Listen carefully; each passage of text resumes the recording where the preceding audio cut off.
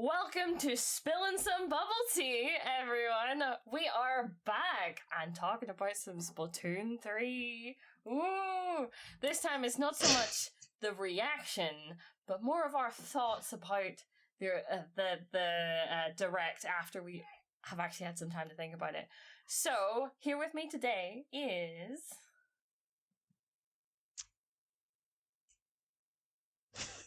Oh my goodness. Okay, right. I have to introduce them because they won't introduce themselves. So here with me today is obviously Ty, as per usual. As usual, exactly. I didn't know I needed an intro. Right. Yeah, but it's useful. Anyway. And PixelSquid. Oh, sorry. I should have said my name. But I'm just thinking about how exciting I am about the Splatoon 3 Direct. It was so amazing, everyone. Oh my god. This is starting so well. But anyway, we're going to just get right into it because we've got a lot to talk about. Too much to fucking talk about. And also, we've got an interview after all of this with the Salmon Run Queen herself, Rachel. But we will get there. Or Rachelskiiiiiiii. Rachelskiiiiiiii. I always get that wrong. But yes. Anyway, straight into the Splatoon 3 hype. Let's go. What are we starting with? Oh, content creation stuff. Yeah.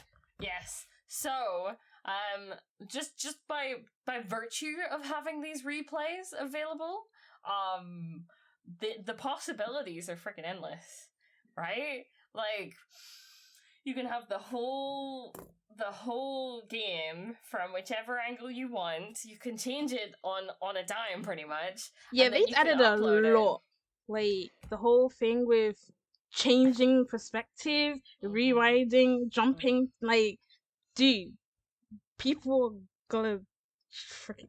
That's the main thing that's gonna be used. Yeah, like. It's crazy. It's literally crazy. Like, I thought, like, originally I thought, like, oh, that's a cool feature, but then think about more. This is like game changing, honestly, for like content creation, tournaments, like because I do a lot of tournament stuff. And it's I really like previously in Splatoon 2, I wanted to get like raw footage of like each of the spectator stuff, which you can't really do unless you have like another spectator cam. So this I can literally just go back after tournament and get all the replays. It's amazing.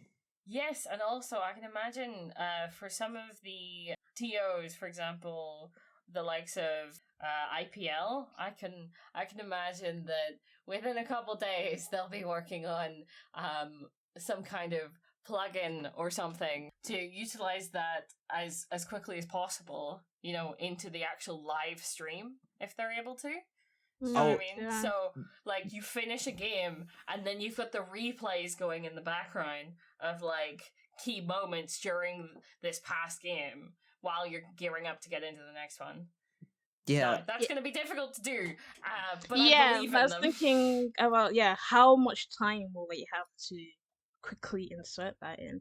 Unless you can just literally after somebody plays the game, but then they would have to back out the PB though, and then go into the replays. Yeah, like they have their ways, I would say. I think there's going to be people figuring out ways to make that into an API very quickly. Not sure who, but I can imagine there's enough people in the Splatoon community who want to make the most out of that, especially for tournament, like TO type stuff.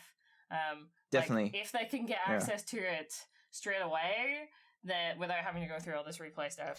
Wait, with the replays, what if they had like one person? You don't have to be in the PB to watch the replay, right? So, well, if there's one, that's what I'm saying. Like, if there's one person in the PB as a spectator, the other one could just have the replay ready to go already. So it wouldn't have to be that much hassle going back and forth. Yeah. Unless you can't do that, then. I guess that we will find out when it launches, but I'm assuming if it's linked to Splatnet 3, they can definitely do some workarounds. If it's like actually in the network. There will be some way to make this, like, to streamline this. But definitely. Just by virtue of having it, there are these possibilities. We just don't know yet how it's going to work exactly. But it's very, very, very interesting for what the possibilities this creates are. Endless possibilities. Can't wait. Moving on to more competitive stuff, because that is the main thing for content creation. Obviously, just having a new game is like, oh my goodness, this is amazing. But like replays are gonna kind of like change how content creation can work for Splatoon 3, which is very interesting. And comp plays, yes, Everything. and also comp Oh, plays. yeah. You're gonna see a lot of a lot more montages where you can get some interesting creative angles. Or people might start up like, maybe that could be a really good thing with like people who are like top players. And then because in other games like Overwatch and stuff, they have people on YouTube that if you send them a video of Clip reviews. plays, yeah, and then they get to like talk to you about what you did wrong, what you could have done better, like stuff coaching. like that. Yeah, coaching. Yeah, it could be very useful for coaching, actually. Yeah, like we even forgot to mention you can upload these replays as well to like some database, so it's gonna be crazy for sharing. Share them. Yeah. But yeah, moving on to like other competitive related stuff and just like how you actually interact with the game itself. The addition of these new movement options, so like the squid roll and the squid surge, I am very interested in because of what they can add to mobility and those invincibility frames that you get on that squid roll. Very, very interesting. Yeah, those moves are huge. Yeah. I could see maybe quite a few people complaining, but they're gonna be like, I should have killed him. Like, look at the frames. Go to the replay feature. Look at those frames. I should not be splattered. I should be winning. When you look at the person they're shooting at, they're squid rolling, and they're shooting at them just when the flash happens for their invincibility frames, and you're like, oh yeah, you definitely should have killed that person. Oh, definitely, 100%. Like, yeah. It's just gonna open up that as well. Definitely, like the movement options with Squid Roll and Squid Surge are definitely just gonna give like the mobility of Splatoon 3 like up to another like level. Just like way more movements with each of the weapons, and you can like instead of it being tied to a weapon like the dodge rolls. Yeah, I'm more a fan of the dodge rolls, so I'm much more open for it being a global ability everyone has. Like in a ad, we saw the Splatana. Did she squid roll out and then literally got a splat by getting up close? It's really cool. Mm-hmm. Yeah, it is really cool. I also find that it's going to be interesting to see it. It reminds me of when they brought out I don't know what it's called, but Splatoon 2 snipers, when they don't have a scope on them, you can charge a shot and then pop out from behind something, for example. And that added mobility to the charger, and then obviously the dodge roll added mobility to the Julies. I'm going to find it interesting on how these are going to be used differently for different classes, right? Different classes of weapons. Definitely. Oh, because they could be aggressive. They could be used aggressively. They could be used. Could you imagine? Now this just came to me. If someone saves someone else by rolling in front of them, oh my god, that would be good.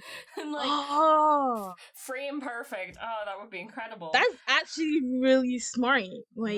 Yeah. If you can get that down and you can predict it right, it can, the possibility is there. But it's like in the movies when they go, no! Yeah. For your, the person you're supposed to be protecting. That's a way that it could possibly be used supportively. But you can also use it to, get out of there in a defensive way, back out of the way. That sounds crazy. You also can add the ability Intensify Action, which is also linked to Squid Roll and Squid Surge. So imagine it's basically seems from the gameplay we saw, it just speeds up how quickly you can do the Squid Roll and the Squid Surge. So you can definitely use that ability and the new moves to definitely perfect I guess you basically parrying attacks then at that stage. Yeah, if you get that, and if you can get the thing that's really interesting about that is that means that you get those invincibility frames quicker, right? Yeah. Yep. So if you get used to that timing, then parrying shots is going to become Very important. Like, imagine like a dynamo right next to you, and you just like you squid roll, and you jump and like you do the squid roll at them, and you just spat them afterward when they did their flick. Yeah, because Like- they only have like you can kill them quicker than they can kill you. So And once they literally you have parry their one shot, that's gonna be a nightmare for slow weapons. I didn't definitely even think about that. It's Oh gonna my be great. goodness. Yeah. like. It's- What about even like special weapons as well? For example, maybe the Killer Whale 5.1. You can like, I think parry one of them. I think we actually saw that in the gameplay trailer a few months ago, or was from a special where they literally just jumped around squid roll and just like repelled the damage from that. So it's gonna be fun. Yeah, it is gonna be fun. And Squid Surge is just like also there. It's gonna Not be as interesting how exciting. useful, like being Yeah. able to jump up really high after you come off like at the top of a wall or something is, because most of the time you don't want to spend too much time in the air because that makes you very vulnerable, especially to sniper shots. So maybe that's a way to just like confuse the enemy. Maybe I don't like. know. There's already like some tech in Splatoon 2 just climb up walls like quicker, just by Yeah, to get to like a standstill as well. yeah. Like when you pop up, you want to go immediately to standing as opposed to being above. yeah. And I guess from the stages we already saw that it's more like vertical, like places, so it's more different levels. Because like previous stages from the previous games are more flat, so there seems to Yeah. be a more like design for that in mind. Verticality. Yeah. So maybe that's what it's more useful for, but we'll have to actually be able to play it to know. And then we've got to talk about the returning maps. We will get onto the new ones, but the returning maps. Oh my goodness! Right, so we knew about Museum. We've known about that for a bit, I think. Right?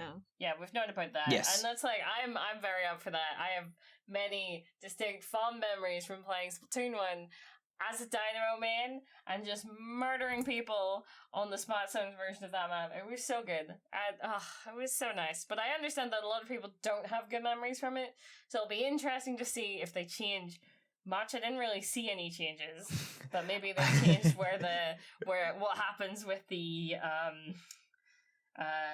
like where the goals and whatnot are, Like, or something. I'm just thinking about the Rainmaker goal on the museum map. Yeah, it's just like in your face, in your base. Like you have to parkour up the tower. Yeah, but to there'll be more Rainmaker goals. So where are they gonna place Yeah. all of them? Are they gonna place them high? Or are they gonna place them like on the spinning thing itself? Or that's a good point, because they've got to have like place. Maybe what if right? I don't know if they'll do this, but what if only some maps have certain modes? What if not all maps have all modes? Because I know that happens in, like, for the example, Overwatch. Like, some maps are designed with certain modes in mind. yeah, but like with what's that one with the escalators? They literally switch the whole map around, so you start Oh yeah, opposite end. Piranha. Yeah, Piranha so they yeah. might do that instead. They might do that, but that's the thing. Like, when you have to do that to a map to make it viable, no one likes playing Rainmaker on Piranha. Yeah, but they've done it, so it's like, why wouldn't they they're just probably change gonna. the other? Yeah. Plus, you're in the sky now, so you're not. There's a spawn point in the sky, so it doesn't really matter anymore, to be honest. That's true. Yeah, like I have faith that the returning maps and even the new maps are in mind with all the ranked modes now. Like, yeah, definitely. We will be talking about some of the other returning maps in a bit, but they definitely have changed those other maps up a lot compared to the originals. Yes, indeed.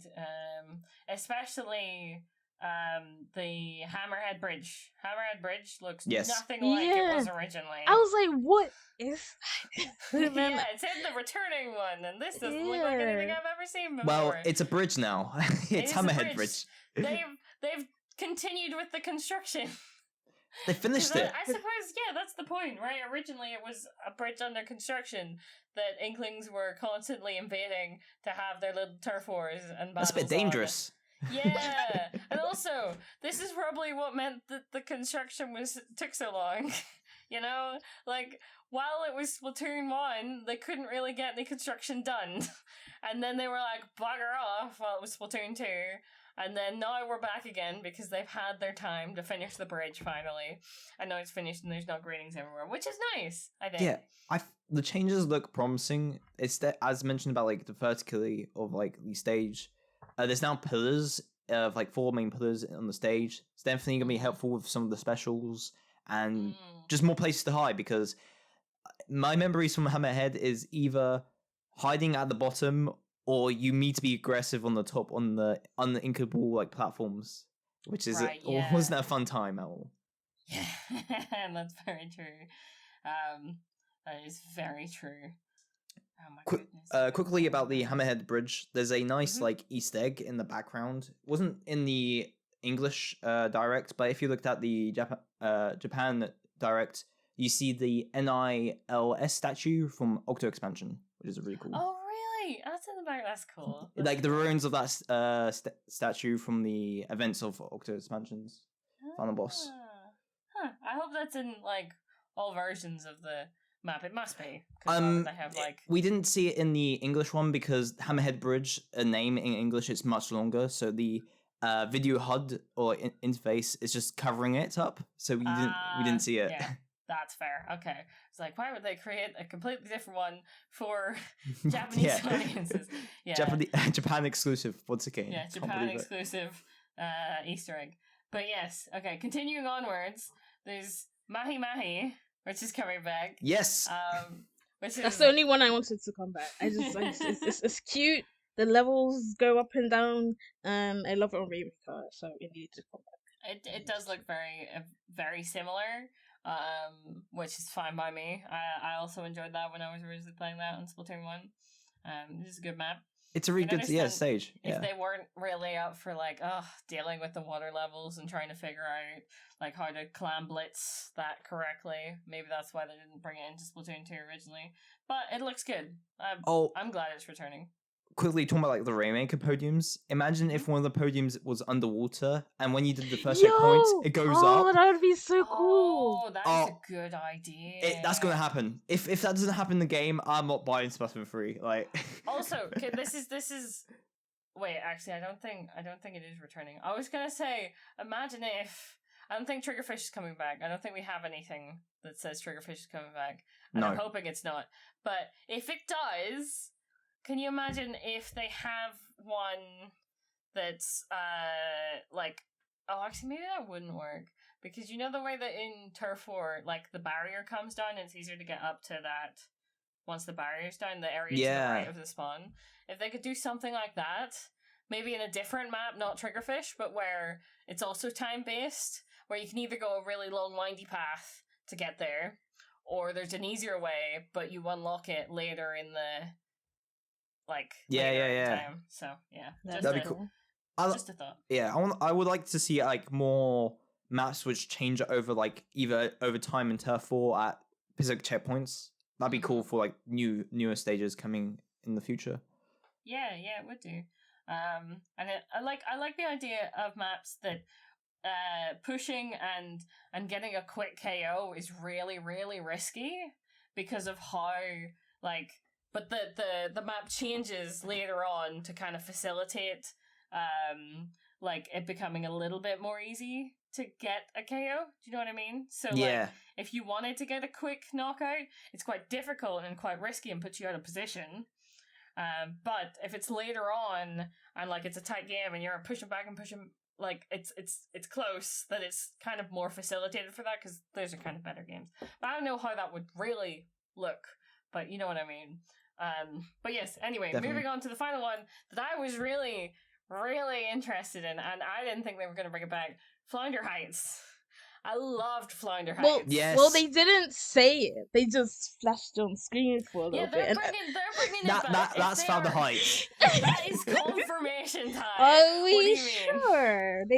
I didn't see a name there. Okay, I do admit They're it does pretty look a fun. bit different, but that is Founder Heights. There's no That way. is Flounder Heights. Unless they call it Founder Heights 2, but that's dumb. I It's thought literally they Founder did Heights. They okay. No, they wouldn't do that. Don't listen to him. But No, yeah, like- I'm very Yeah. interested in Flounder Heights. Yeah, it looks cool. It was one of my favorite maps from the original game. Yeah, As I well, love how it's- you can just like climb anywhere. Yeah, Yeah. definitely.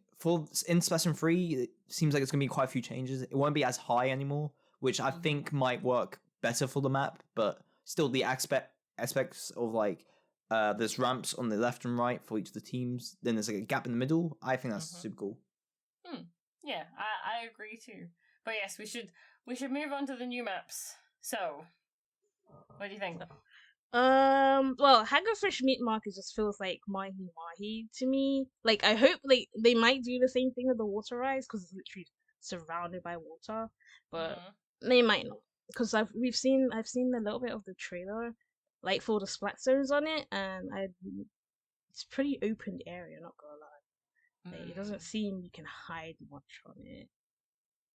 Yeah, pretty Yeah. open map. Like it reminds me of a bit of like Starfish main stage from the pillars on the left and right.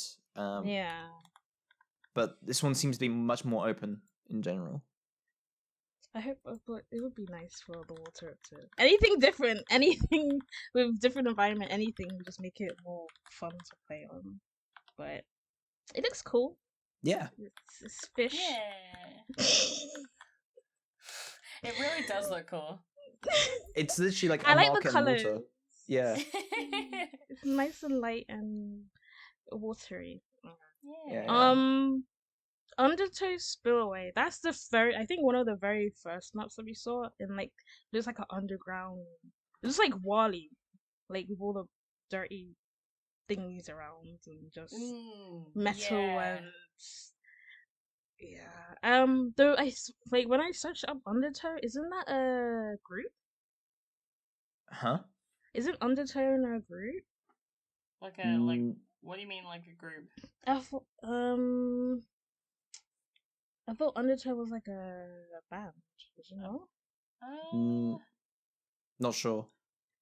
Wait, hold on. Let me look this up. I might be wrong there. I think it's a song. Or is it Oh. Yeah, it's a song. Wait. By Squid Beats 2. It's a song. Okay, yeah. Interesting. So yeah. Performed by Wet Floor. Oh no, is it by Wet Floor? I don't know, but it Oh, came wait. up when I searched Yes, it. Undertow is a track from Splatoon 2. The band's called Wet Floor. Oh, okay. So Squid Beats 2 is probably the thing it's on. Yeah, it's the arcade game. Oh, yeah, duh. Yeah. It's like, but yes, so. Do you think that they performed in there? That'd be pretty cool. Like, you know, like those underground. What's it called? Those Zari. Like when people that you just jump in and like throw themselves. Yeah, underground music concerts. Yeah, that'd be cool. It'd be interesting. They seem to be a pretty big deal as like a group. Yeah, no, they Wet Floor are literally they made like the main theme for Splatoon 2. Like they are like the main band. For yeah, maybe Splatoon that's 2. where they started. And then they could. Because it's like the whole thing with Harmony. Like she was in a group and now she's running a store. Like, yeah, we don't even know if Wet Floor are returning still. They haven't really talked about a lot of bands. Yeah. But interesting that's like why would they name it that? Why wouldn't they name it something completely different? I don't know. I don't know.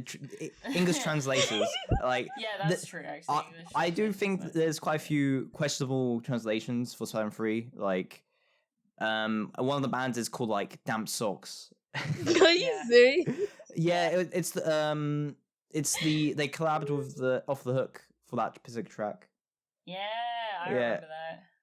But there's also like some other things, but yeah, Undertow Spillway.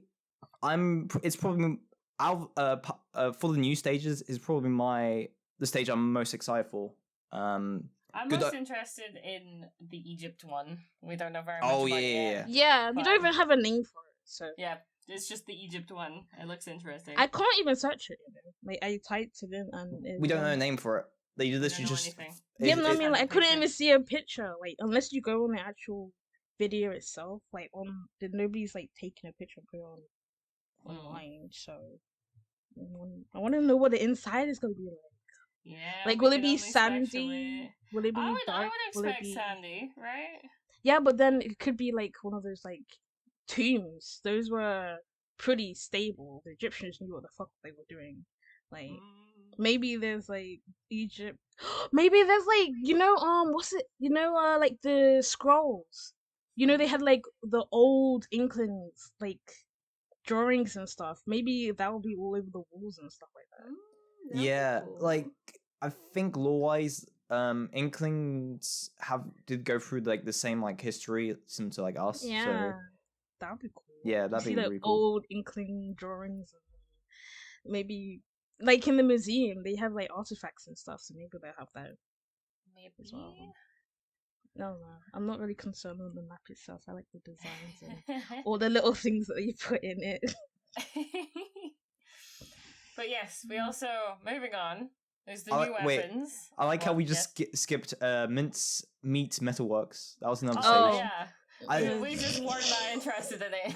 Yes, honestly, same here. But we need to at least give it a shout. Like it's a bit Okay, sad. fine. This is a new map in Splatoon 3. Mincemeat Metalworks. Moving Yeah. on. We've got a lot to talk about, Pixel. We've got a lot to talk about. But I wanted to give it a mention because they're being Well, no, it's commenter. not a mention. Well, Also, moving on to new weapons. Stringers are a thing. They are bows. You can one shot people if you charge it and you hit people, but they also they have a vertical and a horizontal thing. They're interesting. I don't know how useful they're gonna be. I don't know if I'm gonna actually. It's just gonna be like a use them. roller, but a charger. Well, no, it's more like a charger. It's like Yeah. a charger with a. Yeah, but you have to be close. That's what I mean, like a roller. Well, you don't have to be that close. Not with a Okay. stringer. Oh, sorry. I thought you were talking about the phone. Oh my No, god. I'm talking about the bow. What The do you splat mean? I was bow. like, this is not a The splat bow. roller. This is nothing like a roll, roller. roll, What are you talking about? roll the Inklings with. I'm not a even bow. like interested in Not the stringer, to be honest. I Yeah, just well, like this neither- katana. both of you are, and that's why I'm talking about it. But yeah, so stringer is cool. Likes the aesthetic. Moving on to Splatanas. Pixel. Yes, the Splatana, the much better weapon than the Stringer, whatever that is. Splatana. Oh my god. You basically just swipes with them. You can do like multiple swipes at all odds. A close range weapon attack, and you can also do like a mid range. You can also do a charge slash by holding it down. It's gonna be Backstabbing. epic. Yeah, I enjoy literally. backstabbing people. Yeah, I will be. Nice. I will be backstabbing people in Splatville. It's gonna be fun. Yes. I will appreciate that. But yeah, like I do like my octa brushes, so Splatana seems like a good melee melee weapon class. Like that's a good point. I've been wanting like another melee weapon outside of rollers and brushes for like ages. So this seems like a really good choice they done. Do you think they will allow you to like hold your, you know, like the Nautilus? Will they let you hold your charge and then just pop out and kill people? I have a feeling yes. In the mentioned like some ad for the Splatoon 3, that they did actually show someone charges the charge slash up, did a squid roll, and then gone over it and did the charge slash animation. So I definitely feel it seems like it. Be dangerous. Yeah. That's gonna be OP. Like Like- sneaky. This feels like the next age of but going back to like the original Splatoon, everyone used to get like caught up with the roller. This feels like the next era of like montages and like people just getting caught up with the Splatana if they get close to them. Basically. Yeah, Yeah. it's gonna be so fun. And we also know like the variants. So there's the normal Splatana, which is the Splatana wiper, which looks like a wiper, and then the second one it looks like a chainsaw, but really it's called the Splatana stamp roller. which is Yeah. basically a stamp. But I'm just gonna call it the Splat Chainsaw because it looks like a so chainsaw. cool. Yeah. And chainsaws are so... We already have an ultra stamp, right? Like, chainsaws are so cool. We don't have one of those. Yeah. It's great. It's just a kid-friendly chainsaw.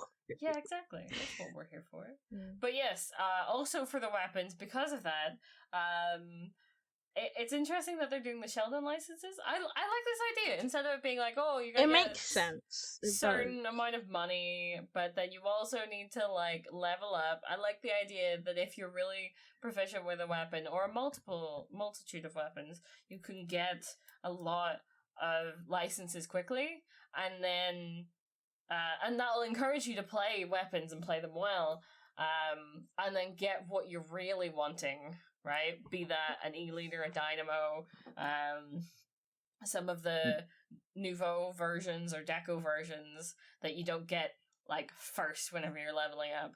I think that's a good way to it really that. is a good way. And it's cool, like, but would you like to use your words? Yes, I'm using words. If you have like Splatoon 2 save data as well, you get golden shell licenses. So you basically get okay. Yeah, if you have save data from the previous game, so when you load up Splatoon 3 the first time, you can literally just probably go to the shop and buy some weapons you want to start with, rather than just starting with the Splash Junior, which I think is really good. And I just really appreciate that the game is not making us grind for everything. Some things because it will literally be a game changer. But like, if you play the game, if you know exactly what you want, like, they should allow you to just go straight to whatever you want if you want it that bad, instead of having to go through all the levels, get more money, buy out stuff, wait for it makes way more sense. And the shortcuts are just really appreciated. And when you're already gonna have to grind out the gear you want, which makes sense because what can Nintendo give you for that? They have no idea what you're looking for. But like, because that's going to happen regardless, it's nice that you don't have to grind out the weapons as well. And it's not as big of a like, you have to get to level 4 before you can buy anything, blah, blah, blah. Appreciate skipping that if you don't need to do it. Yeah, plus I've heard, like, sometimes people get sick of the game, like, new people who played, like, Splatoon 2, they got sick of the game because they wanted to play a specific weapon, but because they had to grind so much, they kind of got put off it, and they kind of just didn't want to play anymore, because they wanted, I want to try, like, what's, like, a weapon down the line, but I'm stuck with this weapon because I don't really want to play, I don't want to have to grind or really want to level up like that, so hopefully it will be more of an incentive to, like, just, get the 3 tickets, and then you can get whatever you want. Basically. Some of the later added weapons to Splatoon 2 were like pretty expensive to get if you don't have it. If you don't grind the game a lot, you do need to get quite a bit of cash to get those weapons. So with like upcoming like weapon updates, you can definitely just play with one weapon, get a bunch of Sheldon licenses, and get those new weapons when they just come out right away, rather than using all your coins, which you can use for other stuff in the game now. Exactly. I just hope that with because like with me, I've literally maxed out all my money in Splatoon 2. There's literally nothing else I can buy. I just hope that they keep bringing stuff, so I'm not just stuck there with like a million coins. Just nothing to use them on. I wonder if eventually, whenever all of for example, we have all the Sheldon licenses, as you could ever want, maybe you can translate them into like ability chunks or something. That'd be cool. You can get a ridiculous amount of them, like maybe 100 equals a sea snail or something like that.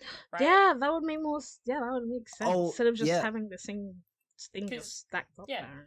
There could be like literally another like shop which can be added later where you can trade a Sheldon license with, like, as you mentioned, ability chunks, sea snails, maybe even drinks and food tickets as well. Because what would be the worst way for this to end up would be that you don't even have, like, you get to the point where you've bought everything and you're like, I now just have these and it's just ticking up.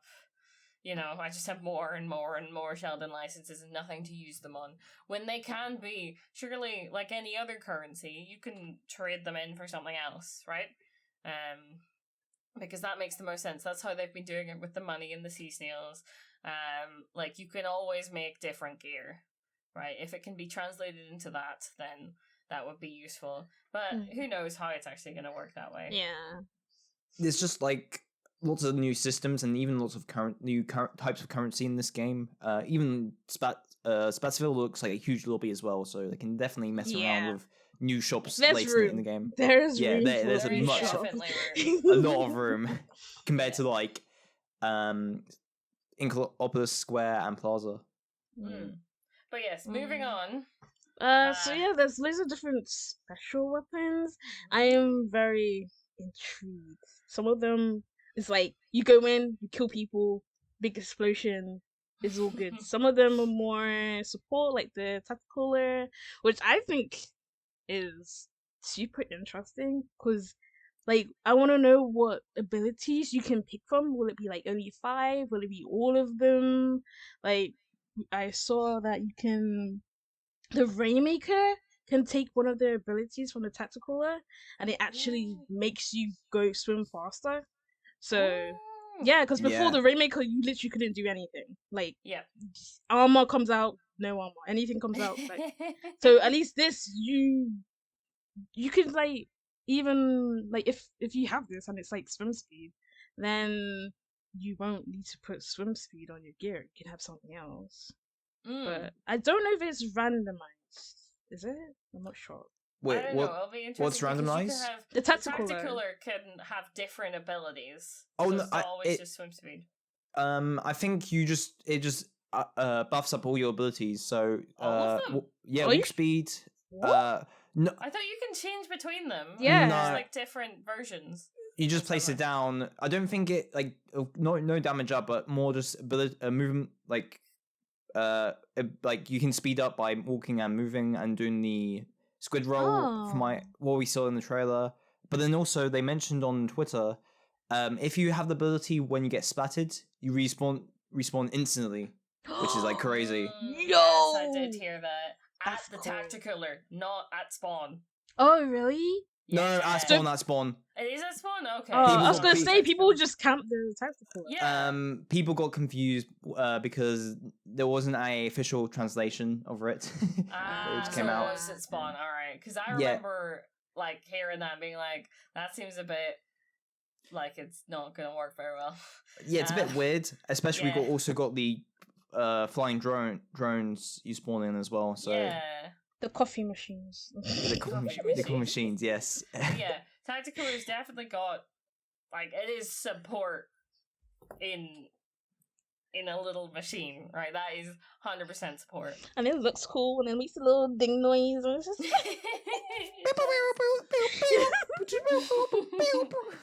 It'd be interesting to see how like what kind of version of the meta, because obviously it's going to surround the tacticaler. You could have a tacticaler, but like what that actually looks like meta wise, right? Yeah, like how many can you put down? Like how often can you put it down? How much damage it takes for it actually, you know, if you have to destroy it. Like yes, and also so many questions. If you destroy it, does that mean everyone loses their drinks? Because that doesn't seem like that's how that would work. Yeah, you know what I mean.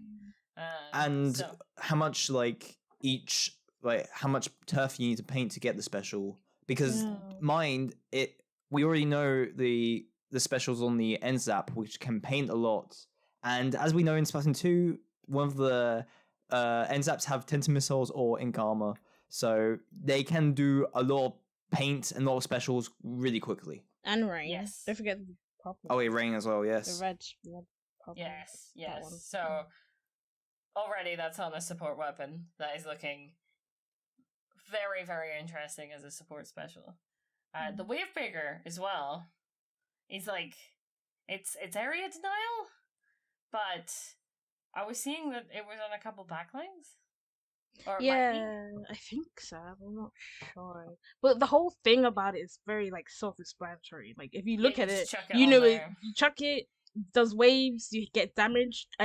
don't And think it it's can. an echolocator. It works as an echolocator Yeah, as well. but it kills you in 3 waves, right? We think. Yep. Yeah, I think so. So that. Yeah, in the direct it shows I think three of them. So yeah, don't just jump over them easy. Yeah, but It then- can't be that Yeah, hard. but if you're to not run. facing that direction, you won't see it. And if you're just already jump weak, easy. you might just...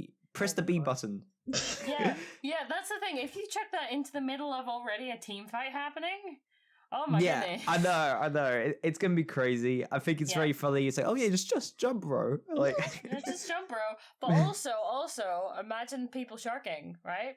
People trying to shark and get you. Chuck out this. They either one destroy it. They show themselves. 2 jump. They show themselves. 3 don't jump. They show themselves. Like even even flankers, like you can literally place anyone it behind down you, like and they get detected. So that's why I think it might be on backlines, because imagine if you chuck that behind you, right? Like to protect your perch, no one can get close enough. But how long will it go for? It depends how long it goes for, yeah. But if you know that like there might be a person flanking up behind you at the time, then it might be a pretty good use for it. I think that's definitely really a game changer, definitely. Yeah, it's definitely it does so much. The more you think about it, the more useful it is. It's definitely that kind of special. But right, Reef Slider. The dolphin. That one I just like. It's so simple. You get on it, you hop on it, you go in, you explode. It's basically the baller. Yeah, that's the only issue though. Like, how many hits does it take for you to just die? Because you could just shoot that. Yeah. You're like, I don't see any armor or anything on it. So apparently, from what I said on Twitter again, it's gonna be like, you'd be like not invincible, but like vulnerable. If you're on it. When you like actually ride on it for a bit, so it's not like a splashdown where just shoot up and you're gone. It's gonna probably take more shots to take you down if you're on the shark or dolphin. Is it a shark or dolphin? I think I don't know. Dolphin with is it? It has a nozzle. I don't know. I don't know. I'm not gonna get involved because I don't know. But I do like the Reef Slider though. It's like a mix of, as you mentioned, like Splashdown and like Baller. So, and it seems to be much better since you can also like stop the Reef Slider at a certain distance before the end point, which is really cool. Yeah. Also, can I just say, like, this isn't like new, but I love the crab tank. Anyway, Tentamis. Why is that back? Because they're great and everybody wanted them. That is a lie. Ty, don't lie on our podcast. Don't lie to our viewers. Lying. Everyone uses them though, so it must be popular then. Yeah, meta doesn't mean it's good. Armor's meta. Oh, it's a shark. It's a shark. There we go. Well, at least we know now. But yeah. So, Tentamis are back. You can't run away from them. Maybe they change them a bit. I don't know. Maybe they leave them. I hope they change them. I think they can definitely nerf them to the ground. Maybe because maybe they'll change how many can come out. Because didn't they do it? Didn't they change it in Splatoon 2? Like, yes, it used to be, what was it? And then they changed it to like 8 or 10 missiles. I think they added like the system where if you target one, there's more missiles on them. So and then if you target more, it's less missiles, but you get all 4 of them. I think they just need to reduce the number of them and how quick they come out, because honestly, tinted missiles do come out like very quick. When you shoot them out, like only like 1 to 2 seconds, they're already on the ground. Yeah. So they might do that, they might not. Also, plus, we have the ink strike and the beer bomb. That's gonna be extra pain. But then it's more people probably gonna use the ink strike because that'll probably be worth more. Like it'll be it'll paint more. It'll probably do more damage. You can't if you're in it, you're in it. Like end of. So and it just looks better. Yeah. But it looks cooler. It does look cool. Like it's just cool how many special weapons are on this game. There'll be 15 in this game, which is like nuts. Which is a lot. Yes. Very much a lot. Does that mean that we might get even more sets per weapon? Yeah, like I had this theory as well because we know most of the base weapons are returning for launch, so there must be like 1 or 2 kits for most weapons already in the game. So I'm assuming we could see 3 or 4 kits for most weapons now. I think they need to because there's also with all this bunch of sub weapons now because they're returning Fizzy Bomb and Torpedo and also the angle shooter with on top of all the specials. They do definitely need to make a few more kits for each weapon. Yeah, I'd agree with that. But right, okay, on to the anarchy battles. So this is my understanding of the difference between them. Pixel will probably correct me if I'm wrong, but my understanding is so Anarchy Battle series. These are both like representative of ranked. Okay, so don't start thinking these like one of these is the representation of League and one's actual ranked. These are both ranked, but one's the series one, which is solo, but over multiple games. I think you have to win 5 before you lose 3, and that's probably going to relate to you going up, and then how many you lost probably has something to do with how many points you get, etc., and how the games went, you know. But then with Anarchy Battle Open, I do believe you can go in with as few or as many people, up to 4 as you want. I think you can go into this solo because that would make sense as to why you can play with a tri-squad, right? You need one person to fill that in, so you'd have to be able to join solo. But yeah, so that's one battle where you can play with up to 4 of your friends, and it'll just like make up the other amount of people that you need, depending. So you can go in as a 2, you can go as a 3, you can go as on your own, or 4, and it'll just match you up against another team. So that's my understanding. And then they're both go towards your rank in some way. Yeah, that's basically right. How the ranks work, it's they, as you mentioned, with the new systems for more series, but they also are bringing back the original Splatoon 2 - Splatoon 1. So when you get to S+, it goes from S+ 0 to S+ 50. I always hated that. Eventually, as we saw in the direct, they're gonna bring back a X battle, which won't be a part of this like mode. It'll be a separate thing. So basically, you basically can go into like the main ranked mode as more a casual thing rather than it just I'm going in for getting to the top because X battle will be its completely different mode.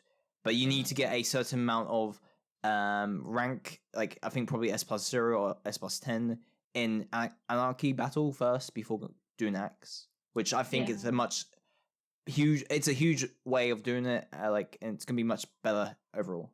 Yeah, plus it will like weed out people who just want to stay in the like casual comp. Yeah, casual comp, but then you have X rank. It's just for you want to get the high level. Yeah, like maybe someone who just finished work just wants to play ranked battle and doesn't want to be in the same room as like Dude or like Pro Chara. Wow, you calling people out? What? I'm not. Sometimes I know people try hards. I know, but like they are though. Like even if I probably ask them, they probably say, "Yeah, I play ranked Splatoon, like X and all that stuff." But like maybe I know people who like get like annoyed seeing like these top players because like you get so far in X ranked mode for Splatoon 2, they get like their badge, like a badge thing for like top 500. Maybe people don't want to go against them, and I don't blame them because usually you don't really win in those battles. Unless you're on the same team. Then you get then points, you like enjoy, oh my god, I'm on Dude's team, let's go. But yeah, that is a very, very good point. Because I don't want to be playing turf sometimes. I just want to play ranked because that's it. But I don't want to have to try too hard. Yeah, and it's just cool. Yeah, it's just cool that you can now play with other players in the normal ranked mode rather than just League.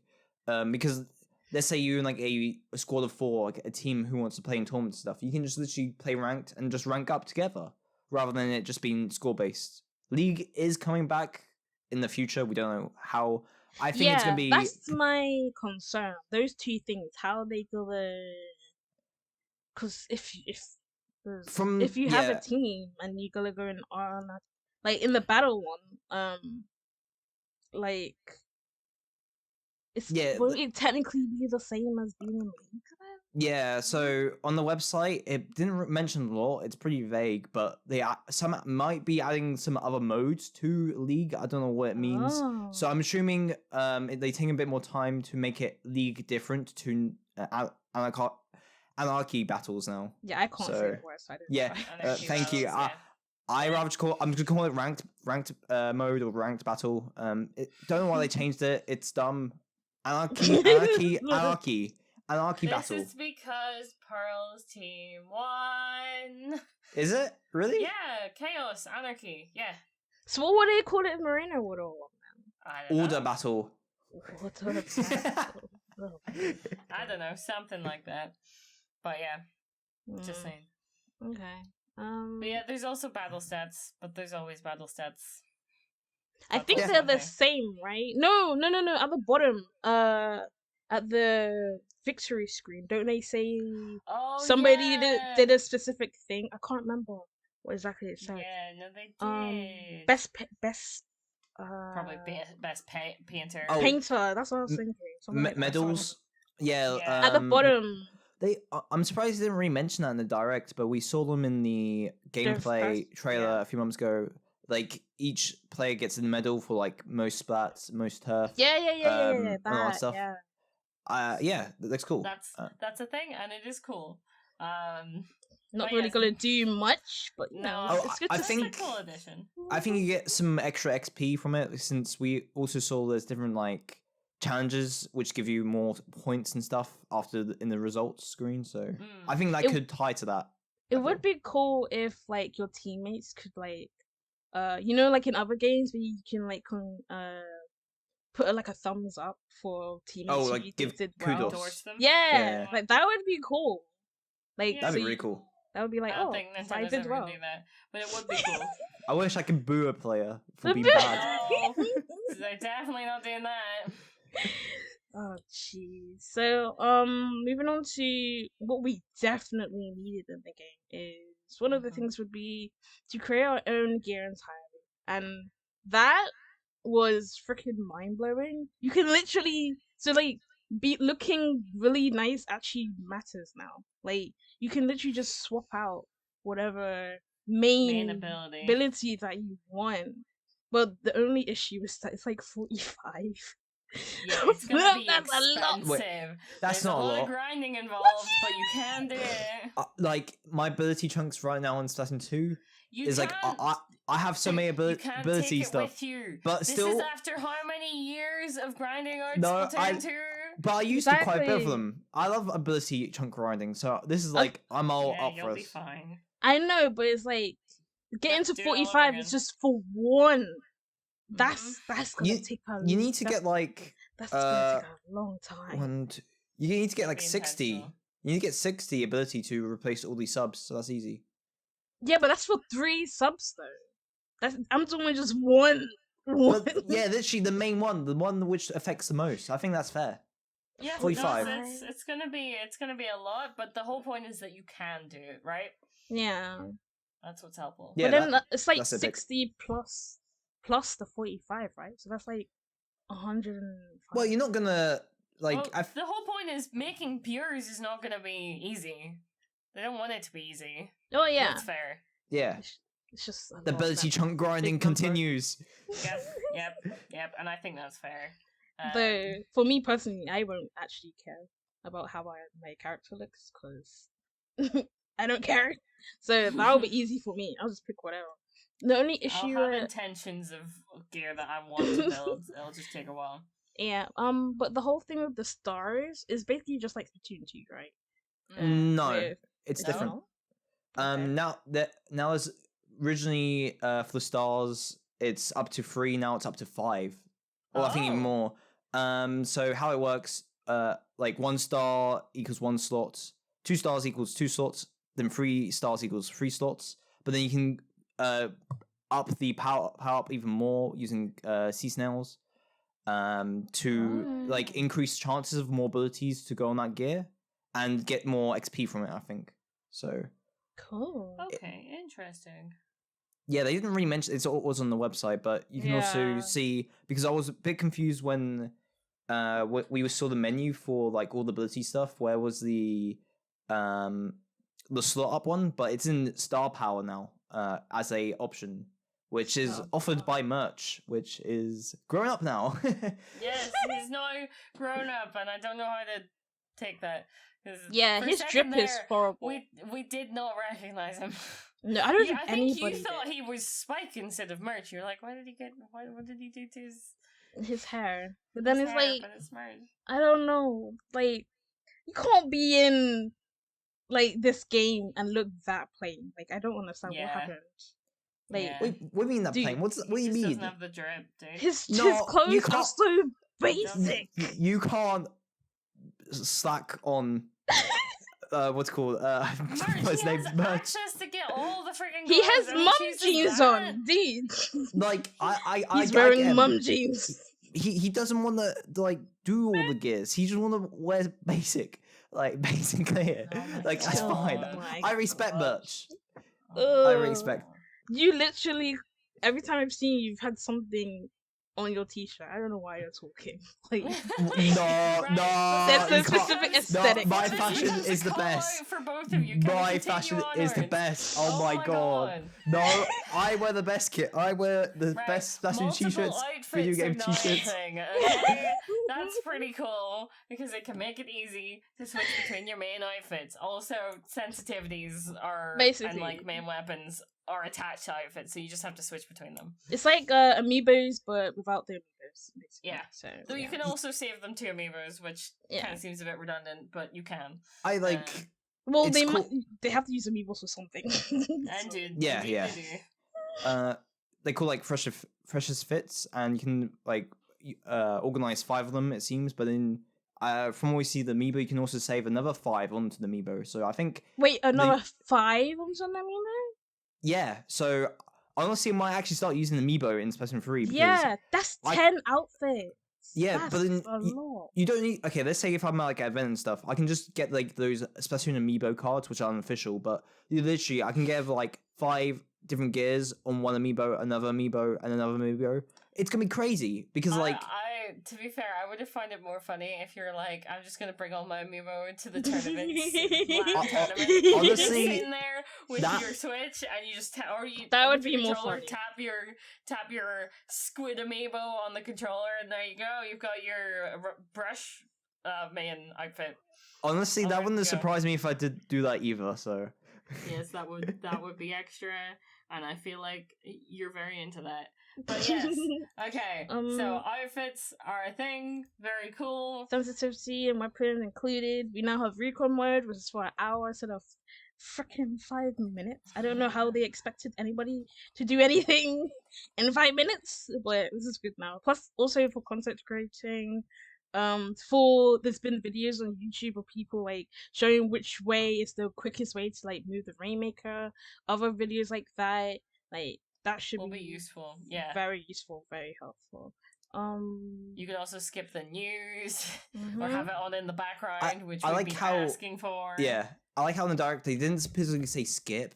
It's just a button to like put it in the corner. Just make it smaller. It's just there, make it small. but Which, you know. I like how they can't admit it's like skipping the news though. It's very funny. They will never let us, but you know we can minimize it. It's fine. But then we've got something coming out on the 27th of August. Yeah, Pixel. I think you wanna talk about this one. The Splatfest world premiere coming on 27th. August 27th from 9 a.m. to 9 p.m. in your region. What's cool about this like test fire or Splatfest? You don't have, previously it's only been like it's usually like 1 or 4 hours. So it's cool that they literally just gave us 12 hours to mess around with like over like 20 weapons from what I read, and just on different stages. It's going to be cool, and you can already preload this, and you'll be able to like just customize your Inkling -- Oxling and just try the tutorial like a few days early. which is gonna be epic. And it's I'm really so excited. annoying that it's there, but I can't touch it. It's there. It's on Yeah, I my know. Switch, and it's just I know, looking at it's me. crazy. It's And crazy. I just wanna. You're I constantly have you guys reminded by actually it. clicked on it? Have you guys? Yes, yes, I I have clicked multiple on it. I times. was like, Oh my goodness, you guys have Maybe. no restraint. Like, Oh my god, you know it doesn't work right. No, I know, yeah. but it might. yeah, What's it this? might. Yeah, like what if it like like at like those 3 a.m. challenges? I load Splatoon 3 up at 3 a.m. challenge. It might actually work this time. I'm actually gonna No, wake up Pixel, early. No. Are you guys gonna be up? Like, Yeah, I want to start at 9 a.m. I'm gonna Okay. be dead tired, but I'm not nothing going else to I'm doing sleep. that weekend. I'm not going to sleep. If we talk about like when the Splatfest actually happens, I'm really tempted to do a 12-hour stream on You the should. 27th. I'll see. I need to sort out a few things beforehand, but yeah, I think it'd be so cool. I'm really excited. Might do that. That's a good show. No, you can't steal my idea. I think multiple people are gonna do it. Pixel. Yeah, PixelSquid you're not the copyrighted. only one that's gonna stream I'm it. gonna copyright 12-hour stream. No, you're not. Anyway, well, we'll move on to what we didn't know we needed. So that section was what we were wanting. This section is just new stuff that we didn't know would be so awesome, and we didn't even think of. So, Pixel, do you want to start us off? They add dabbing into Splatoon 3. Moving on. That is all Pixel was going to say. Rainmaker. Rainmaker checkpoints. This is literally one of the best things that they could have freaking done. It makes so much sense. So people won't just have a freaking pizza time, like one end to the other end, and that's it. Because it's so much. I've had my own share of. If you can finish a game within 30 seconds, that's not a good game. Something's wrong. Really balanced. Yeah, something's wrong. So yeah, I'm gonna probably be more pissed off because people will have more chances to take the Rainmaker now and don't know what the fuck to do with it. So that's gonna be interesting. That means like this is actually not gonna work as well in your favor because if you didn't know this, Ty is very much a Rainmaker carrier. Ty will get it from point A to the goal as soon as possible and doesn't want anyone else to touch it because they don't know what they're doing. This means that there's more chances for someone to take it and screw up. So I'm upset. I'm so jeez. Yeah, because you for the first time in the series, there's a way to drop the Rainmaker without getting splattered or finishing because when you go on the podium, it basically resets and you have to burst the game, which is I think it's a very good addition and it was needed, definitely. Oh yeah, definitely needed. I'm surprised nobody thought about. Maybe it wasn't like something we could think. Change anything. Yeah. Like it's Nintendo. It's like they like to stay with the same thing sometimes. But this was very very smart. Like it made so much sense. Yeah, I think there may be more theory, but I think they had the idea of this back in Splatoon 2 because they added the checkpoints to tower control. Maybe they just didn't have enough time to mess around with it because between Splatoon 1 and 2 was very short. So. Yes, it was. That is very true. Maybe this was something they've wanted to add for a while. Some other ranked mode changes was really found in Rainmaker and Clambits. You now only need 8 clams to get a football and throw to the goal, which is, I think, it's going to make this mode much a bit more quicker because sometimes I was literally playing Clambits in ranked mode earlier, which was a mistake. But there were so many stalemates because you need 10 clams in Splatoon 2 to build it. Yeah, but now if you only need 8 clams, you really just need 2 piles. So it's definitely gonna speed up how this game will be played, and a lot more pushes and more defenses, which is gonna be good. Maybe we could see some changes with point systems. That's not confirmed. That's just my assumption from the changes of clams. Yeah. Plus, even just passing the clams back and forth, most people don't have more than 2 clams because they're idiots. But it's you literally just need a minimum of 2 clams, and most people always at least have 1 or 2 clams on them.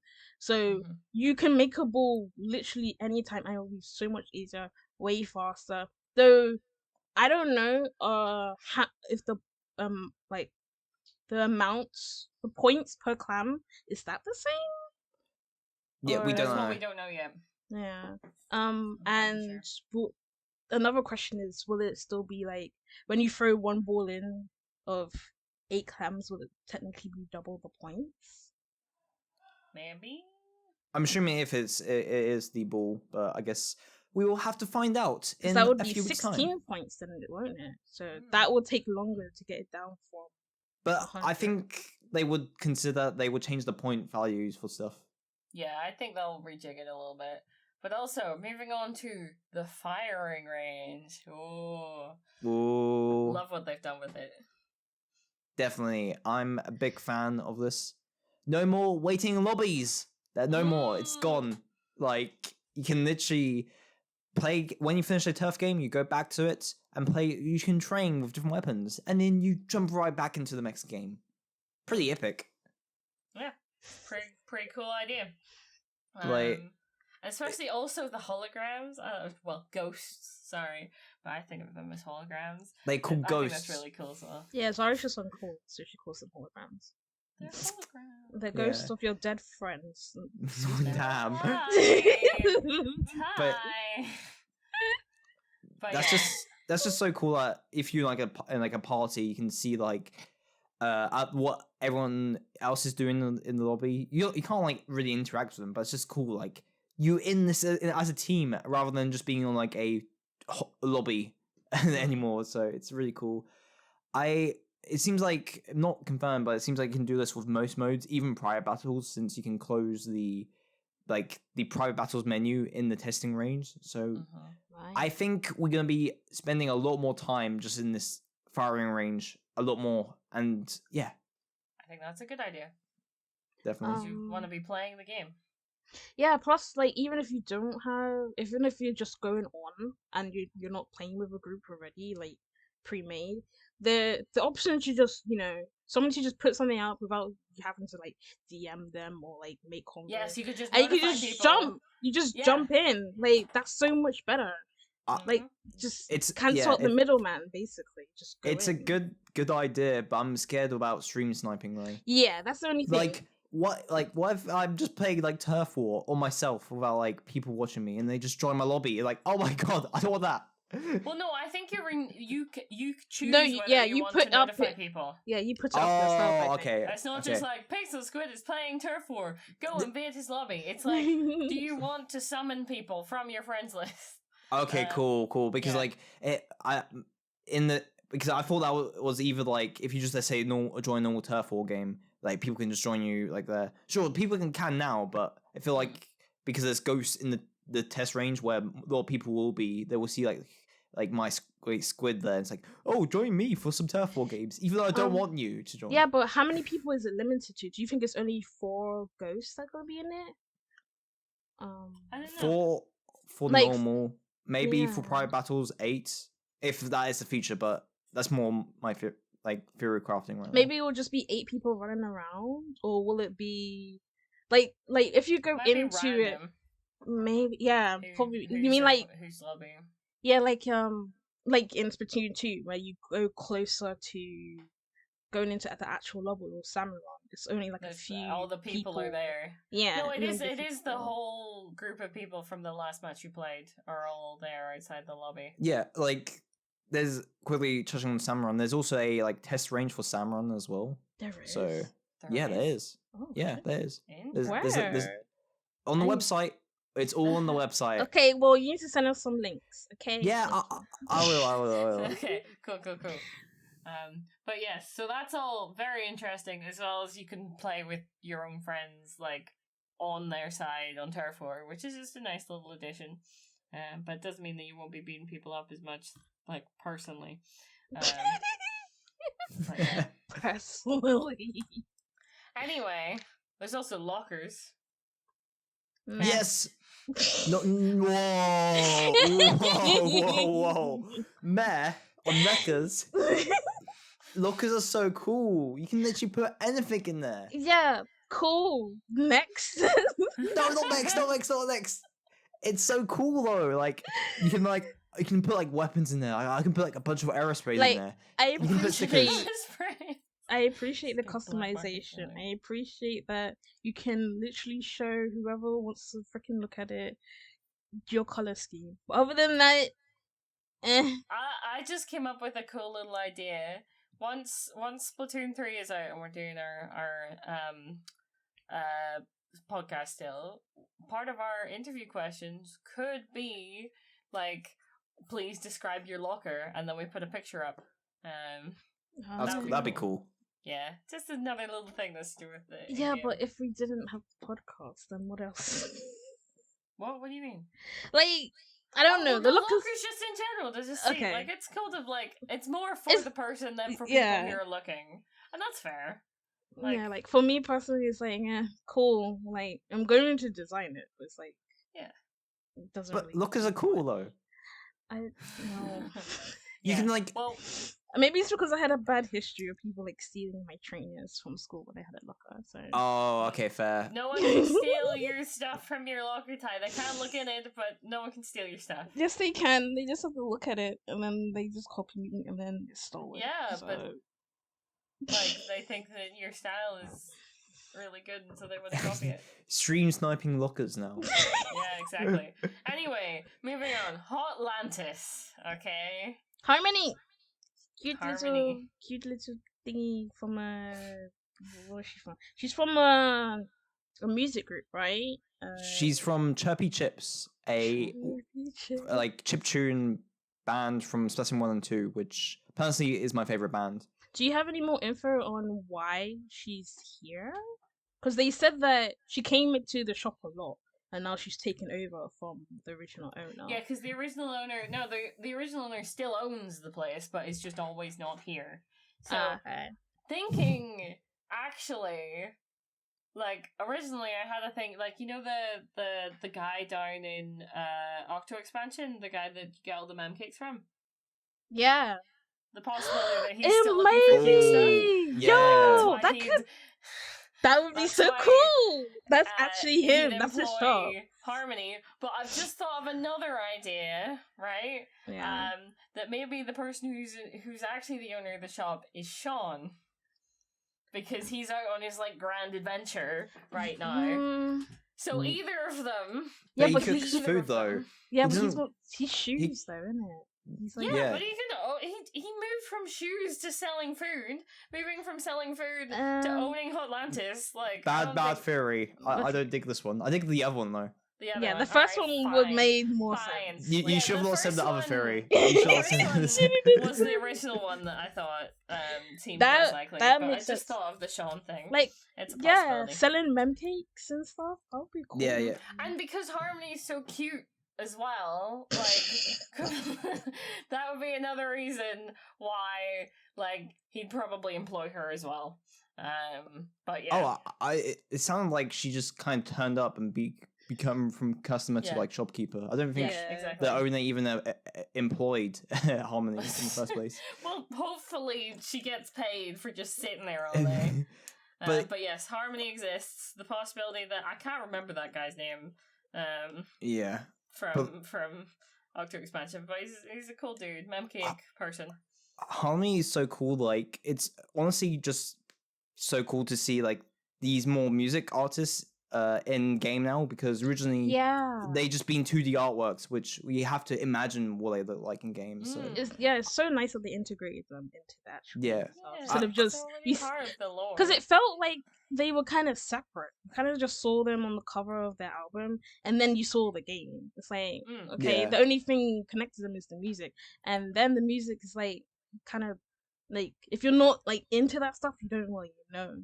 So yeah. her being and- there is a pretty big deal. Yeah. It is. It I- is. Well, it's really cool, but I really hope Chubby Chips as a band are still a thing. Oh yeah, Otherwise, they just I'd funded. be so upset if we don't get Chubby Chips in Span 3. Like, I don't know, because I'm worried that band's now disbanded. What if they like?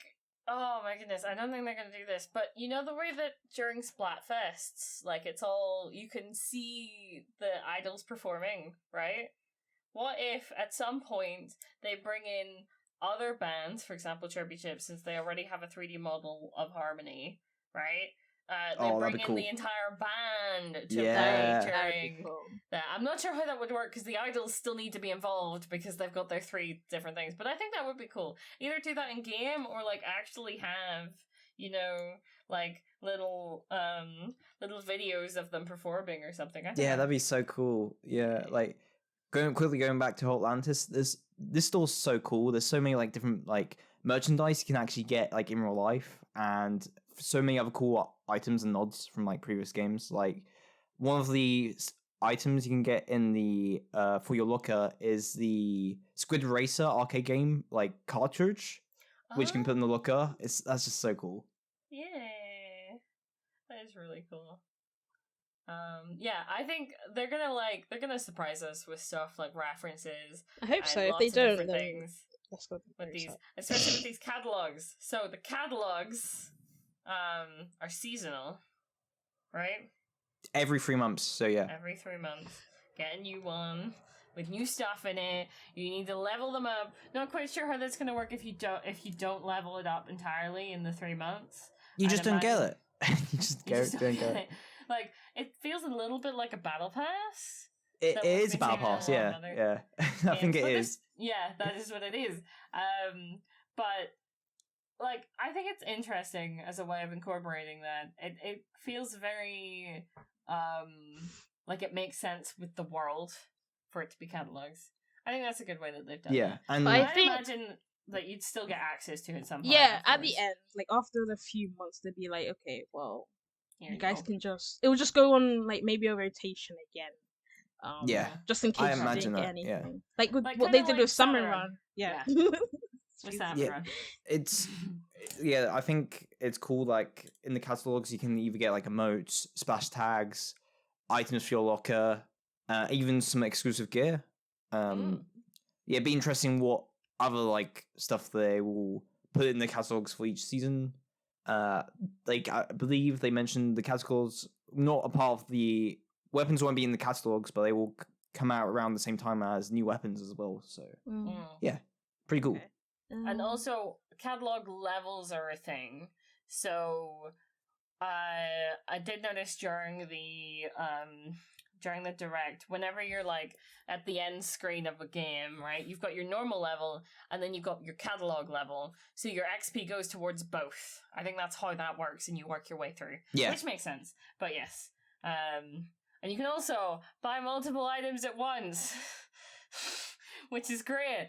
Love that. You can like buy like 5 of an item without having to go in and buy it one at a time, which normally in other games that wouldn't be like, yeah, of course you'd expect that.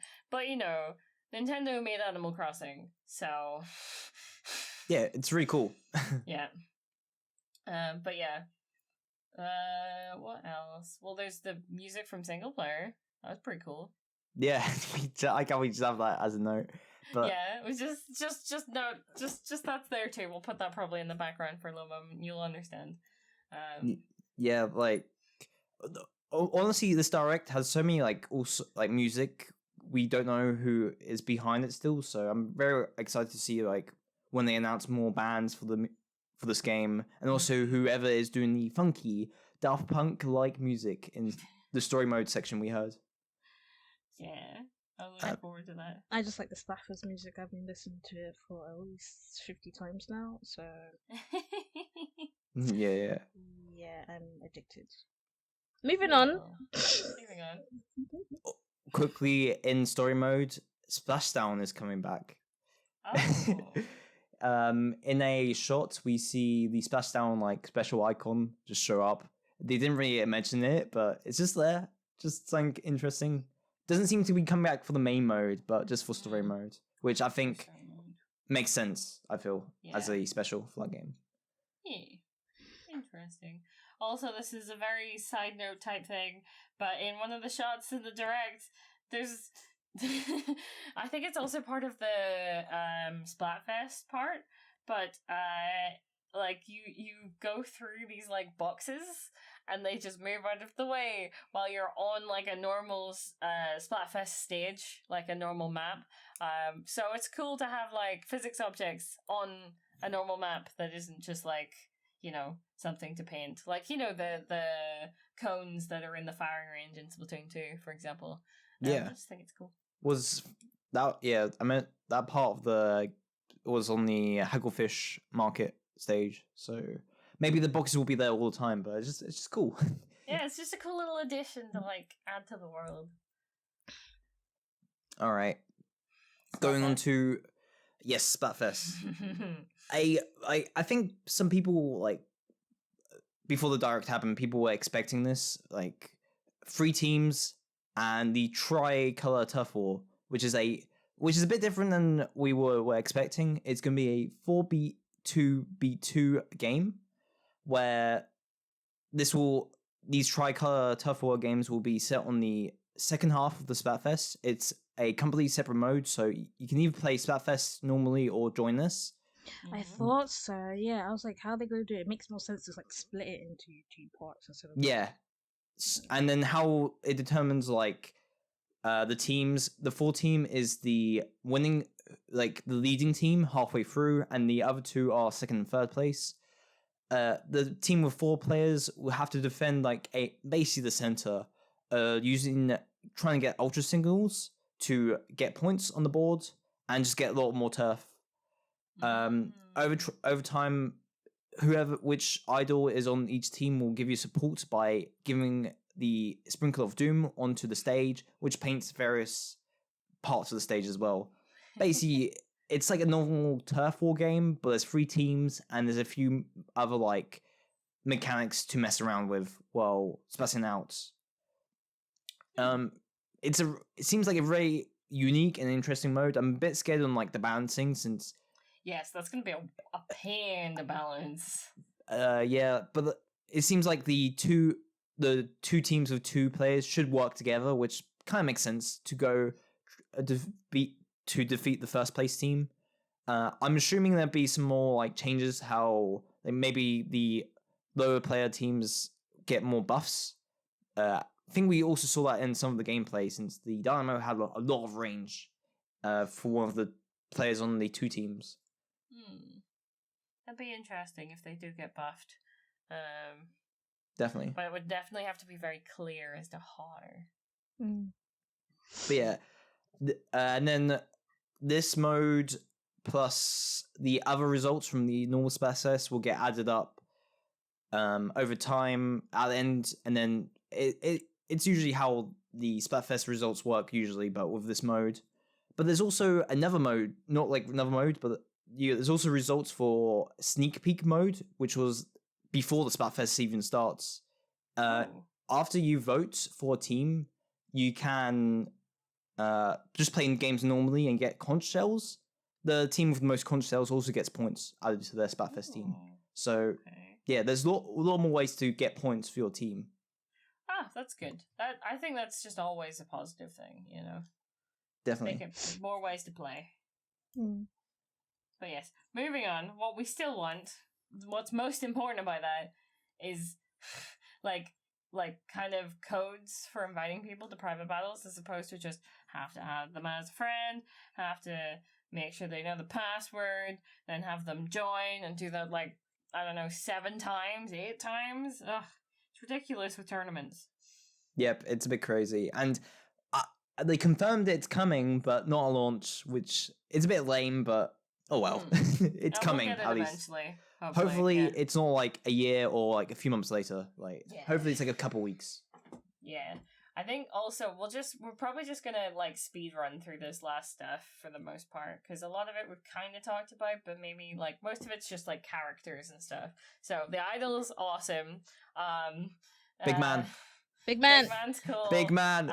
Everyone talks about Fry's forehead, but what about Captain Cuddlefish's one? Okay, it's all forehead. No, he literally like he's an old man. Like if he didn't lose hair, then I would be concerned. But the idols are really cool. I can't decide between them. I like them all. Yeah, I haven't chosen yet. I don't know. which team to Yeah, play. Plus, then it's like if you want to play with your friends or not. But then it's like the idols. But then like logically, doesn't make more sense. Big man. Okay. Yeah, there's a lot of people. Big man. I'm on Team Scissors, by the way. Yeah, What teams are you you're... on? I'm Team Scissors. Zari hasn't figured it out. I don't choose until the day. Lame. Yeah, well, that's how you get to freaking play with people, okay? It's Big just for man. that reason. Big man. Time, you haven't decided either. Not yet. But you normally decide beforehand. So, the aesthetic of...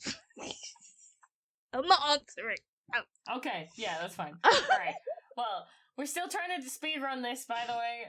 So, yeah, I love the aesthetic of the, like, Splatsville in general. It just looks really cool that it's so distinct from the past two, like lobbies and plazas that we've been at. It's just nice, and it feels like like you're in the middle of a city, right? It's very dense, but cozy. Definitely, there's lots of character to it. Yeah, so cool, and then especially also in Splatfest when it's night, where all the lights turn on. It's so cool. Yes. The emotes just cool in general. We've talked about the dabbing one, but there's more than that. It's cool to add more customization as well. We'll get into the nameplate stuff in a little bit. Customize your victory stuff, which I think definitely gives more personality. Yes. Colors are nicer. Like just yeah, they're more shiny and cool, and just look like you want to dip into them. Like like if you compare Splatoon 3 to Splatoon 1, it's ridiculous how good it looks. All the new like details like that in the ink, and also like so many cool like animation stuff. Like I noticed when they at the start of the direct when they show the Inkling walking around, like the hair moves, like bobbles up and down. It's like, oh my god. Just the details, dude. The details. It's great. There's also Fuzzy Little Judd is adorable. I love him. Also Nails the snail. They need to make. They have to make a plush of him. Like they need to. So like cool. It makes sense. Just make a snail plush with a little hat and shades. And we talked about I will buy it. March has grown up, so we don't need to mention that. I love the way that just Agent 3 has been through so much at this point. Like, it's just, they are goddamn traumatized, but they're getting on with it, you know? There's so much to do. Not enough time to do it. So they're just here, yeah. They're not even called Agent 3 anymore, they're called Captain. Wait, really? Yeah, because they got promoted to captain since Cuttlefish retired. So wait, are they just named Cuttlefish then? Not Craig Cuttlefish. Craig? Yeah. Oh. It's actually called Craig Cuttlefish. His name is retired. But yes. Also, R.I.P. Sean. He's not dead, but they've demoted him to the freaking app.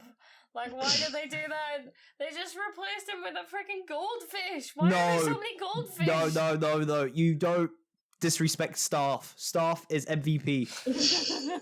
Yes, but Sean! Staff does so much for Spatsville. They do the recon, they do the food and drink tickets, and but Sean has been there from the beginning. He's been there. But Staff low. Staff low. Right, and then we mentioned about Intensify Action as a new ability. There's also Stab Resistance up, which does what it says on the tin. And then finally, Pixel wanted to talk about nameplates and badges and things. So because it's so neat.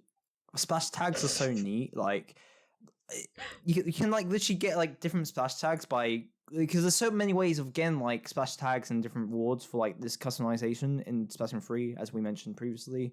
But you can also get like different titles. That's so cool. Even badges like on the thing, and it seems like the badges are similar to like you get them like various ways. Like I'm a like sucker of like getting like different turf like weapon turf points to like red medals and all that stuff in Splatoon 2. Yeah, all the medals on the yeah. So this is like I'm gonna get all the badges for everything. But not gonna lie, with the whole nameplate, the whole thing with your name and whatever, like I thought it was just gonna be like like a plain color and then or like a little pattern or something like that. But no, you actually get like pictures of Octolings and Inklings, and like it looks like cool. Like, There it might be looks Yeah. even really more cool. customization as Yeah. well that we don't even know. Imagine if you could use your pictures that you take and Mm. use it as your. Oh, that'd be cool. Like, we know we Yeah. can do that with the lockers and some other Oh, things. can you imagine if like you know the way that after tournaments, like teams that come like first or second always have like their team photos up on Twitter? Can you Yeah. imagine if they had something like that, but you could take pictures like those selfies or whatever, like in private battles or something, and you could use that as your thing. That would be cool. That's so cool, yeah. Yeah. But who knows? But anyway, we've been going for an hour and a half, and there's still the interview with Rachel. So I think we're gonna finish here before we keep waffling on. But yes, just in a moment we will get through to talking to Rachel about or interviewing Rachel Rachelskiiiiiiii is Our Salmon Run Queen about. our Guess our what? true Salmon Run Queen. About guess what we're going to talk about. Salmon Run. What?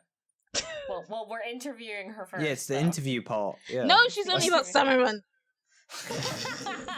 But yes, so we're gonna get into that in just a moment. But first of all, thank you, Pixel, for having a good long chat with us Again. Yeah. Just to keep the vibe on. Can't believe it. Yeah. Appreciate the vibes, you know. Yeah, it was fun. Thank you for inviting me. Of course. Yeah. You're always a good guest to have on. Shouts to staff from Splatoon 3. Shouts to I don't know. Splash tags. Shouts to lockers. That's gonna be cool. Where can people find you, Pixel? Oh, people can find me on the YouTube, PixelSquid. The YouTube, yes, the YouTube. And then, you want to see my hot takes on Splatoon and other things? Go to twitter.com @PixelSquid_. Can find me there. All his links will be in the description. Yeah, we'll link him too. But yes, thank you so much, Pixel. Thank you. For having this chat. And we're probably gonna have you on for an interview in our next podcast. Oh, I can't wait for the interview. Yeah. But anyway, thank you so much, and we'll just get into the interview with Rachel now. Well, welcome back, guys. We're going straight into the interview questions, with the lovely Rachel. Hi, my name's Rachelskiiiiiiii, or Rachel is fine, and I stream on Twitch.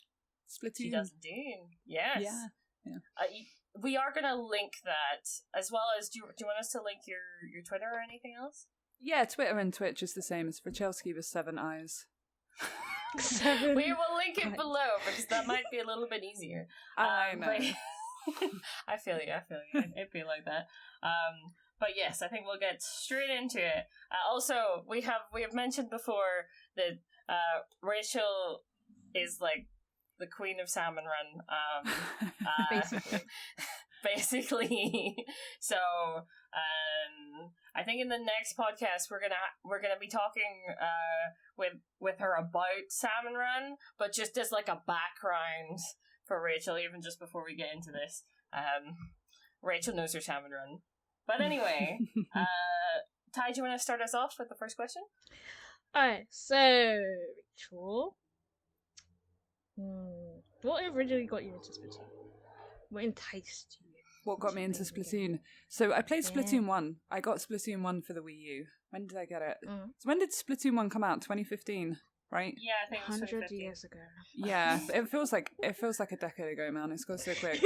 But like, I didn't get it when it released. I think I got it in 2016, and one of my friends who also had a Wii U was like, "Hey, Rachel, have you seen this game?"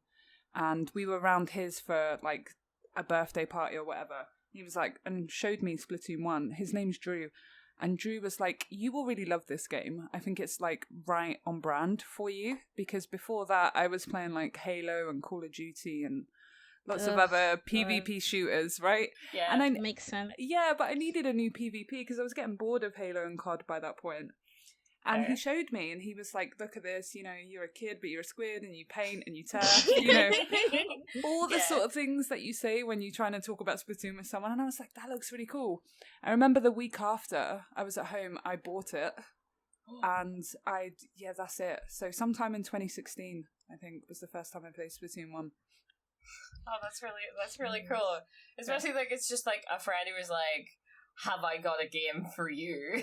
Yeah, You know? yeah. And like I've known this guy for so long, and he's big into like retro games and new games as well. He like helps out with a website and stuff, so he really knows his games. And he was like, "Yeah, you need to check this game out. You'd love it." So. And clearly, he was very correct. I know. Oh, yeah. Every time, Literally I think, built a whole thing around like one game. like it's so mad how that one conversation has like changed my life. It's so wild to think about, right? Yeah, Like, truly. How does this game make it's like it didn't, but it does. It's like Splatoon. If I didn't have Splatoon, I wouldn't have met you guys. Yeah. I wouldn't have a best friend. Probably wouldn't have a boyfriend. Probably like there's so many things if I didn't play this one game Like same. that wouldn't have happened. Like- and it's so weird. Like the man that I live with, we met through Splatoon. It's so like- strange. It's so weird. Yeah. It is bizarre, but you just gotta love Splatoon for it. Like, even all that aside, like, the community in general, like, I'm so glad that there are, to have met all the people that I have met through Splatoon. Most of the Most of the people that I've met through Splatoon. But yes, moving on to our second question. What was your first weapon? What did you start with? Like, main-wise? Like, what did you get into? So for Splatoon 1, I think I just played the Pro, right? I think that was, I think I played, because the thing is, I never played Splatoon 1 for too long, because the Switch came out in 2017, right? So I didn't have Splatoon 1 very long at all, so I don't really remember much about it. I think I just played Turf, right? I don't think I ever really went into ranked. casual. I was purely casual for Splat 1, so I think I played the Pro. And then for Splatoon 2, I don't think a lot of people know this, but the weapon that I got to X rank with on all modes was the Julie Squelchers. Really? Yeah, I Yeah. didn't know I that. think I've probably heard of that. That seems like a you thing. Yeah, Right. it was before they got their insane buff, right? Where Mm, became yeah, extremely yeah. meta. Everyone was playing it. Yeah, I remember Yeah. that. But like, because I remember from Splat 1, you had the Jet Squelchers, right? And And then I- the Jewel Squelchers. Yeah. Yeah, so I really liked that when I saw that in Splatoon 2, and I was like, hey, I'm going to get used to this weapon. So that's what I got to X rank, and then, from then on, like, the Blob Blobber got released, and I just fell in love with that weapon. So that's my weapon now. Yeah, it's always so interesting to see like the kind of transition between like through the game of how people change, like what weapons they change to and stuff.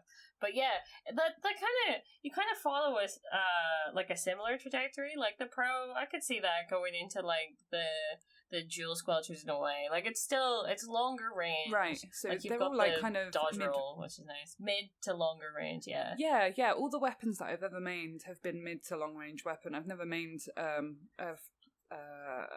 God, I can't think of the word, short range weapon. Right? Yeah. I've never been a frontliner or a slayer. So it's always been like Julie Squelchers, Pro, Heavy, and then Blob. Really. Yeah, that makes sense. That's interesting. But yes, on to the third question. I can't play Julie Squelchers now. Like I've completely forgotten. Yeah. Nice. So what did you find hard about playing the game when you started? Motion controls. Yeah, that's a given. You've So I had feel a like I journey with should- those. Yeah. Yeah, I feel like I should preface this with like Splatoon 1, I only played sticks. And then Splatoon 2 from 2017 until December 2021 I played sticks. That is so horrible. So It I've only been hurts. playing motion since like 8 months ago. That's crazy. So that was my that. God. I mean, you have to understand it from my point of view. I'm like 10 years older than both of you, right? So You for just me, called out your own age, okay? it doesn't bother me. But like for like growing up and when I was a teenager playing PvP shooters, there was no such thing as motion. So everything I played, like from the moment I was a kid, it was like N64 GoldenEye, you know, things like that. So I never played motion. So when they were like, you can play motion with this game, I was like, nah, fuck that. I don't want to do that. And then Splatoon 2 happened, and I played Splatoon 2 by myself for about 3 years before I actively got involved in the community. And it was only when I started streaming, people were like, what the fuck, you don't play motion? And I was like, oh. Here comes the peer pressure. Here comes the peer pressure. And it took like 2 years of streaming before I eventually gave in. So that was, I would say that's the most challenging thing, is like wrapping my head around motion controls. But it's I was talking to in a server last night about this, and I can see the difference in my skill now. Like it's taken about 6 months to get to a point where I'm really comfortable with motion. Because even though I picked it up, it was awful. I don't feel like I could play the game properly for the first 2 or 3 months with motion. Yeah, because it's kind of like you're unlearning everything to do with the stick, just using the sticks, because you have to be dependent on them. So that makes sense. That would take time. Yeah, and it was like complete muscle memory. It's like I went and got an alt account. I started from C rank again, and I learned Salmon Run again, and I just brute forced it through. But it's not particularly pleasant to have like 6 years of muscle memory, and to go, I'm gonna change that. But it's paid off. Like I was saying in a server last night that I recently hit 2400 across all X ranks. Wow. That's proof. So like that's proof. Whereas before I could like peak at 2200. Now I'm like at 2400 across everything, and I'm like, oh, okay, I can see the difference. You can see so why we weren't bullshitting you. Yeah, I get it. It wasn't just a massive elaborate prank, you know. It is useful. Yeah, definitely. Just wanted to see her suffer. It's like definitely the being able to move a lot quicker. It's just such a I feel like my movement is more free. I didn't have that before, so I'm here. I'm all for motion now. She's living proof that it works, and you guys can shut the fuck up. That's it. Don't play sticks. No, that's what we're learning here. But yes, moving on. Well, I suppose how did you get into like the Splatoon community? Like, what was your path in? So we know how you started out in Splatoon, but after, what was that, those 3 years of just playing on your own? Yeah. So for like 2017, 2016, 2017, I think, I can't remember when, and I think it was through Reddit, right? Because I don't post on Reddit, but I look at it quite a lot, and I was looking through the Splatoon subreddit, and I saw someone post about a London server, and I was like, oh, okay, I'll join. And it was Melvin who posted on Reddit. I'm sure it was Melvin. Of course it was Melvin. I'm sure it was Melvin. And then, so I ended up, and I downloaded Discord because I'd never had Discord before. And I'd never been active with anything to do with Splatoon on Twitter, and I started following accounts. So I can't remember when exactly. I want to say it was like 2018 or like early 2019. And then when I came to the first NX London meetup, that was like April 2019 or something. Oh my goodness. So prior to that, I was just like playing Salmon Run by myself. Oh my goodness. Oh, that's kind of amusing. It's funny to attribute that to Melvin though, but I'm sure it was him. But I know he's posted on Reddit and stuff before like that. So and Melvin would constantly message me like, "Hey, you're near London. Come meet up. Come meet up. Come meet up." Oh my goodness, just like,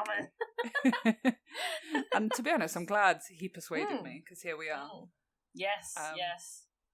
But yeah, from there, like I'd always wanted to stream as well, but I never really had, like, where I was living at the time, I never really had the setup or the space for it. And then I ended up moving in 2019. And I was like, okay, I'm going to build my own desk. So I built my own desk. I got a second-hand monitor. I went and bought a chair. And then I got capture cards. And then, like, a month later, the COVID pandemic happened. And it was kind of just like, it was kind of a coincidence. Time. Yeah. Because I'd been, like, trying to build up. So like, that's actually what happened to me as well. Like, you have nothing to do. you might as well start streaming, make a community, you know. Like, that was always the plan for me. Like, when I moved into my new flat in August 2019, I was like, right, we're going to start streaming. We're going to do this. I live on my own. I can do whatever I want now. And it just took a few months because, like, some of this equipment is quite expensive. So it took a few months to buy it and sort of get everything together. And then my first stream was March 2020. It's like the world is locking down. and you're ready for it. Yeah. And through streaming, I've met so many people as well. Like the Salmon Run community is its own community in its entirety as well. Yes. So before streaming, even though I played a lot of Salmon Run, I never really, I was never involved in the Salmon Run community. It was only when I started streaming that people found my channel and I started talking, and yeah. This is why we call you the Queen of Salmon Run. Just saying. Yeah. Because you grew very, Yeah. very fast. It's pretty wild, isn't it? It is pretty wild. I was talking to Wes earlier today because we just ran a Salmon Run event over the weekend. We can talk about that a bit later. Oh, actually. yeah, that would be cool. Yeah. Yeah, and I was lurking in someone's chat, and I ended up in a lobby with them. But I wasn't talking in chat, and someone else in chat popped up going, "Oh, you're playing with Rachelskiiiiiiii. She's really good." And I'm like, "Why the hell does everybody know me?" You're that bitch. It's, right? You don't even need to introduce yourself. People know who the fuck you are. Like, Yeah. you're at that level. It's so strange. Like, I get, because I've been streaming for like 2.5 years now, so I get it, and I've been constantly trying to put myself out there and meet new people, but at the same time I'm like, wow, everybody knows my name. Yeah, that must be like a weird situation, especially whenever, like, especially with Salmon Run, how if you're soloing, you just end up in, like, lobbies with people. Like, unlike, and you're in there for, like, maybe, 15 minutes or so, as opposed to just, like, the 5 of being in a lobby in ranked, kind of also adds to that in a way. Yeah, it's just so weird. I'm never going to get used to it. Yeah, I can imagine. Which question are we on? I think we're on impactful. Oh yeah. So, what has been your most impactful memory from the Splatoon community And the Salmon Run community? Yeah. as well? All Oh, of it. it's all the same thing. It's all under the same umbrella. God damn it. Listen. Or you could do the Go on. Splatoon community on one side and then the Salmon Run community, because it might be Okay, yeah. two completely different things. Yeah, for you. It is, because I was about to say, well, if I have to choose, it has to be coming to NX London, right? Like meeting you guys and meeting everybody else and then meeting Wes. Oh, Right? thank you. Yeah, fuck Wes, just meeting me. Maybe Zari. I'll tell you what was super, super impactful. The first time that I came to the first meetup for NX London, Ty was there. And like, Was I? Yeah, you were. You were there at my first meet. And I Oh bet you were. shit! I I thought was you were just so regular. No, I was a newbie, and I was so nervous because, like, coming from like all these games like Halo and Call of Duty, they're just like trash communities, right? It's Oh, not even yeah. good. Oh yeah. Toxicity level 100. Good luck. Just complete masculine minefield. Like, I never wanted to partake in that. And then I thought, okay, I'm gonna brave it. I'm gonna go and introduce myself to another community. But what if I go up to the Starbucks and it's all just white men being losers? Yeah. Oh my goodness. Right? And so I was so nervous. And then when I got up and I saw that there was a lot of girls, there's a lot of people from all walks of life, there's like really young people and like older people, and everyone's just playing this game. It's like I immediately relaxed. I was like, okay, there is like people from all over the world basically just coming here to join to play this game. And then obviously like NX London has been huge because we've done so much together and we've met so many different people, and I met Wes obviously, and so that's probably been the most impactful thing. And like going to these meetups every week or every 2 weeks just to play a game or just to hang out and go for dinner, Yeah, it's just chill. It's cool. Yeah. like it is Never really done cool. it. Like I don't know any other community that does what we do as often. Yeah, definitely. Because you that's hear true. of communities in other cities around the world, and it's like, yeah, they meet up once a month, or they don't really know each other, and it's like, oh, we Or we it's were like- going once a week. Yeah, or it's like super big, and it's like it doesn't really feel like a, like you're actually like get to friends, know kind of. people. Yeah, it's like Yeah. way too big. But like this small group is nice. We get new people. We have old OGs. Like it's chill, and then we go and just eat food after. It's like just going to somebody's house and just playing games and then going home. Yeah, basically. and it's so nice, and it was so like welcoming. I remember like being like getting home that night and going, oh my god, everyone was so nice to me. What world am I living in? So like NX London was super impactful, and then the Salmon Run community is a whole other community that I'm a part of that I feel like is just like this separate other full-time job. Yeah, I've heard bits and pieces from Celia about the Salmon Run community, which is very interesting. It's just something like a completely different entity that a lot of like players don't really even know existed. Like I didn't know about the timer thing, right? Oh yeah, where you could play with people. Yeah, like there's so many like so I think one of the best things about the Salmon Run community is when you think about Splatoon community, it's kind of small compared to other games, right? And then you think there's this other subsection of the community that's even smaller, and that's the Salmon Run community. And everyone kind of knows each other on some level, or like you see the same names, especially like with Salmon Run, it's divided into regions when you go into freelance. So you got NA, you got Europe, and you got Asia. So European people won't go into lobbies with NA or Asia for the most part, like 99% of the time. So if you play freelance enough, you'll see the same names over and over again in your lobbies. And one of the good things about joining the community and starting streaming was like these people would come into my chat and be like, oh, you're Rachelskiiiiiiii. And I'll be like, oh, you're so-and-so. I've been playing this game with you for X amount of time. It's nice to meet you. Oh, that is so nice. Oh my Yeah. goodness. I feel like I probably without streaming, I probably could have put myself in the Salmon Run community anyway. But like through streaming, I've just ended up meeting so many people that I've been playing this game with since 2017. That's so... Yeah, so it's really cool, and there's lots of events, there's lots of competitions. Yeah, it's really cool. Like I'm really grateful that I found such a good community by and large. It's great. And kind of a little bit by chance, you know? Like, you just kind of started playing Salmon Run originally, got super into it, and then later it just kind of bloomed into something else, right? Something you weren't expecting. Yeah, like, because like, Salmon Run wasn't in Splatoon 1, so I didn't buy Splatoon 2 because of Salmon Run. I bought it because I liked Splatoon 1. And then I was like, oh my god, there's a horde mode. Let me just go see what that is about. And then that's it. That's 5 years ago. Yeah. That is actually so mad. It's just like, what, you step foot there once and you kind of never left. Sometimes we drag you into playing PBs and like League and stuff, but most of the time we don't want to find you. Salmon Run. I know, leave me alone. I like collecting eggs, alright?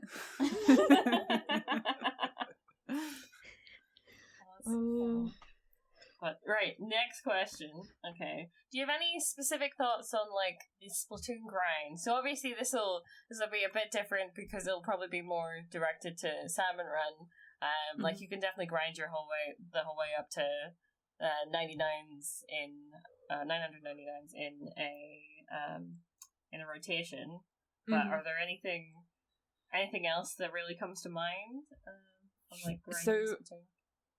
It will totally be Salmon Run related. Like I remember, like because like I was saying, like for the first 2 years of this game, I played by myself. So a lot of that I was just learning by myself. Always freelance as well. And I would just play because I enjoyed it. And then I was like, oh, but the rank just keeps going up and up and up. Like where does it stop? So I was like, I'll just keep playing until I reach the max rank. And I can't remember what rotation or when it was that I hit my first 999. But it was a slog. I remember it took me like 12 hours. I had to, I kept losing. Like, I would have to go take a break, go take a walk, and then come back. And this was all, it wasn't handheld, but it was docked, because I didn't have a TV in 2018 and 2019. So it was all docked with the Pro Controller. And, oh my goodness. So I was like, okay, I'll keep doing that.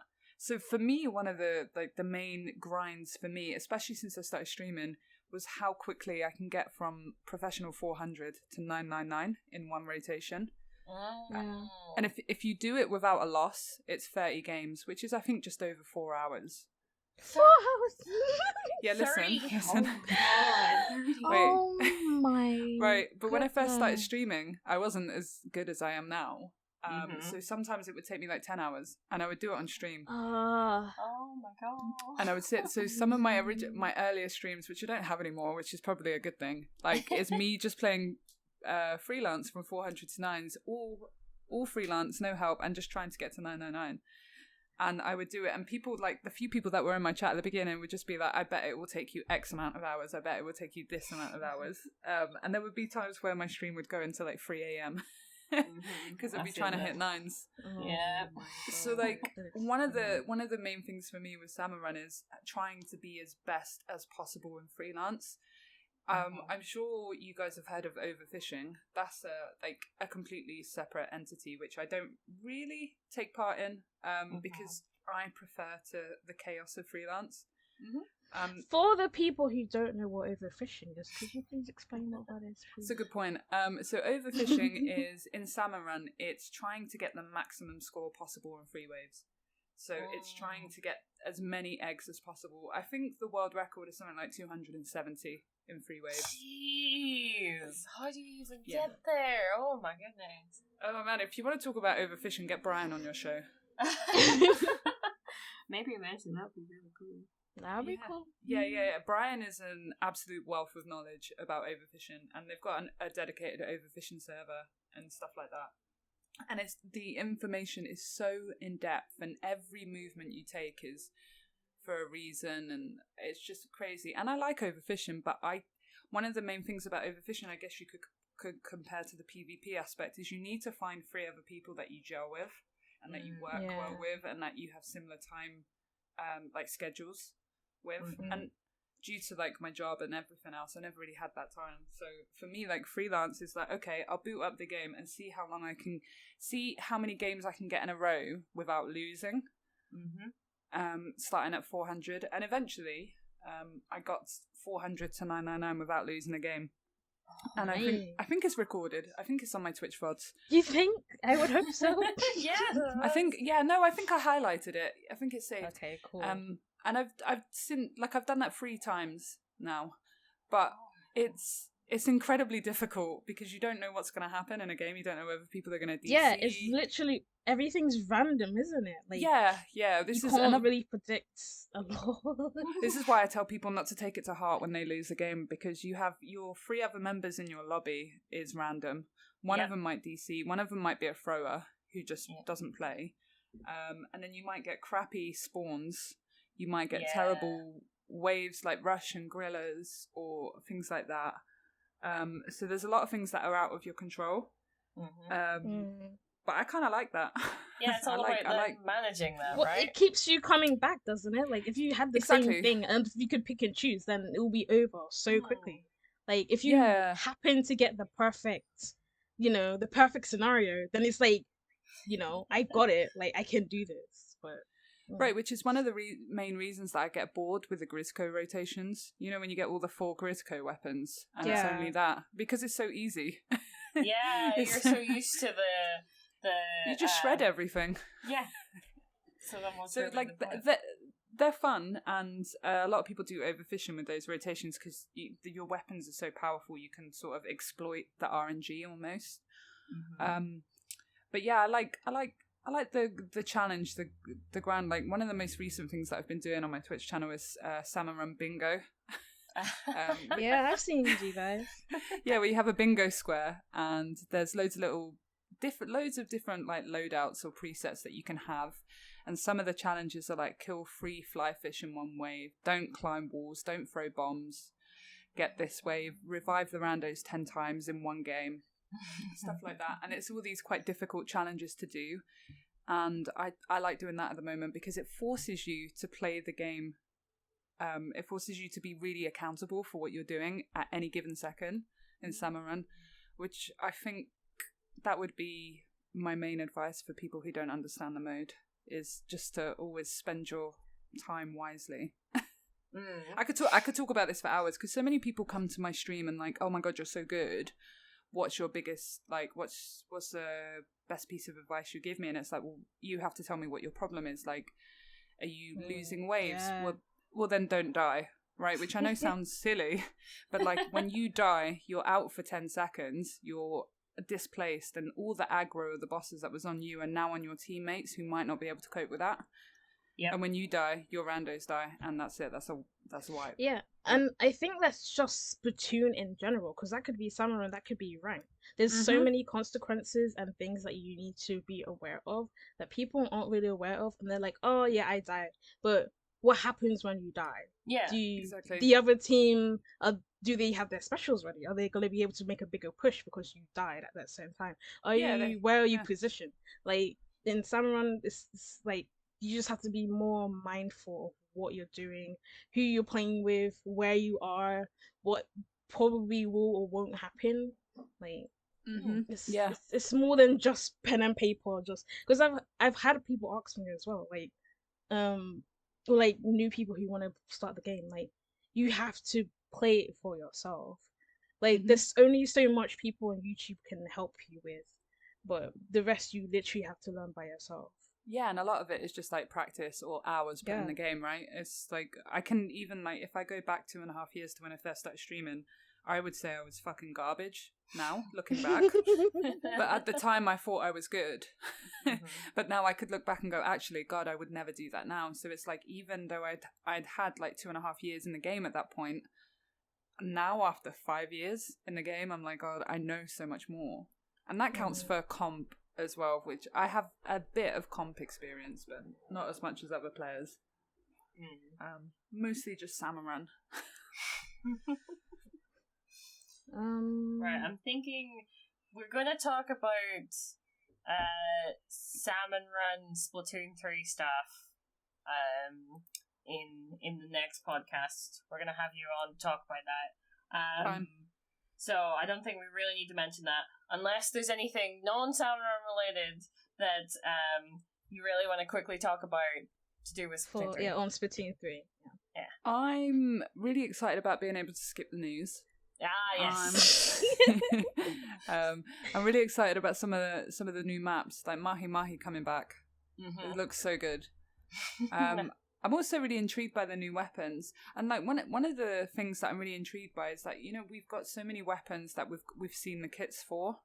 There is still no kit for the Blob Blobber. Like, I don't know what sub and special it has. Oh yeah, that's like, true. For me, that's like the biggest thing that I'm waiting to find out, because as much as I love the kit of Splashmore and Rain, what I would give to have a bomb on the Blob Blobber. Yeah, that's true.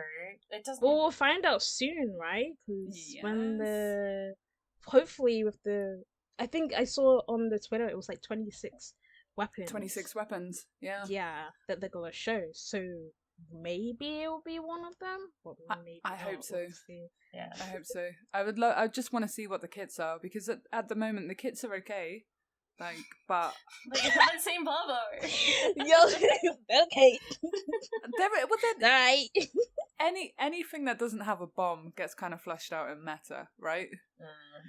It's just that additional pressure you can just put on from anywhere from a safe distance. Yeah, like Blob Blobber is a really good weapon for suppressing and for pushing objective, but it's not good for pushing. Right, so if you're in a team and you've got 4 people spawn camping you throwing bombs, what's a blob gonna do? Not much. That's quite true. That's quite true. Fair enough. So yeah, looking forward to new kits, and I'm looking forward to the stringer. Actually, I really want to try that weapon out. Really? Okay. Yeah. Interesting. Yeah, it looks good. It looks interesting. Yeah, I am intrigued by it, but I'm not sure it's the kind of weapon I will end up playing, because Katana does exist. But as we were talking about earlier, that does kind of fit with the weapons that you've played, exactly. right? Exactly. Yeah, like it's completely on brand, right? Yeah. The Splatana looks amazing, but I wouldn't. I'm using that shit. You guys are using it, right? So using that shit. Yeah. Splatana is non-brand. Stringer though. Yeah, because we're both frontliners. You're mid to long, so Yeah, it makes exactly. perfect sense. Makes sense. We have our own little special weapon that we're gonna try. Probably won't keep it, but at least I'm gonna try. I mean, I'll definitely try it because of Salmon Run, right? Oh yeah. Oh, dude, the whole Salmon Run thing is just. Yeah, I know. What they're doing with that. But we can't talk about that yet. We can't get too deep into this. We're gonna have a whole conversation about this. But yes, right. So talking about competitive then, because you played a little bit of that. Are there any like moments, like a favorite moment that you can think of from when you have played competitive Splatoon? I think I can think of two. Mm-hmm. So the first one was when I won Checkpoint 1 tournament. With basically NX London. We played the tournament before and we came runner up. Nice. And we were just like, no, we're gonna go back in and win it, and we did. Who were you playing with? So Celia was on my team. Benz, Sass. We had a fifth. It might have been Copy Junkie, actually. I feel really bad for forgetting it. It feels like a while ago, actually. So I'm really sorry if I've forgotten. That's fair. But it's basically like a glorified NX London thing. I don't think Celia was in our first team. They might have been, but I can't remember. But anyway, when we went back and we played again, we'd all learned and we'd all sort of gone, we're going to do better this time. And yeah, we won, which was amazing. Yeah.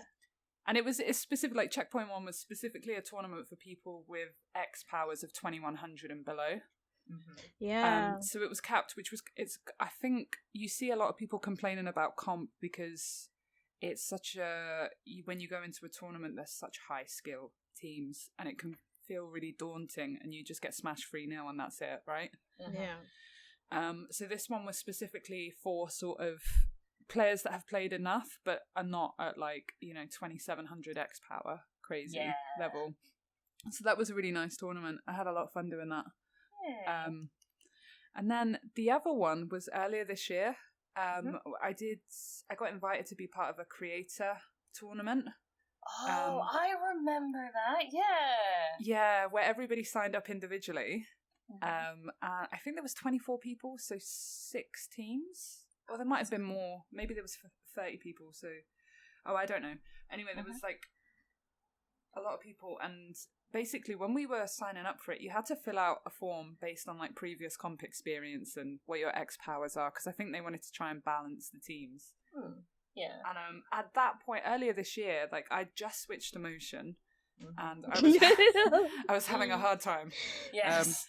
And I basically I have done a really minimal comp experience and I just play Salmon Run and I'm just signing up for this because why not? And they fucking put me on a team with Prochara, 9 Whole Grains and Hoenn. Oh my goodness. And Perfect. I just remember seeing these names and gone, because everybody knows who Prochara is, right? Yeah. Everybody knows who he is. Yep. And then 9 Whole Grains is just almost the face of competitive Splatoon because he does he does all the commentating and stuff, and he's so knowledgeable. And then Hoenn is obviously, he does a lot of the back end stuff for IPL. And I was like, I just remember going into chat just hi, I like Salmon Run. And the new kids, be gentle. I was like, holy crap.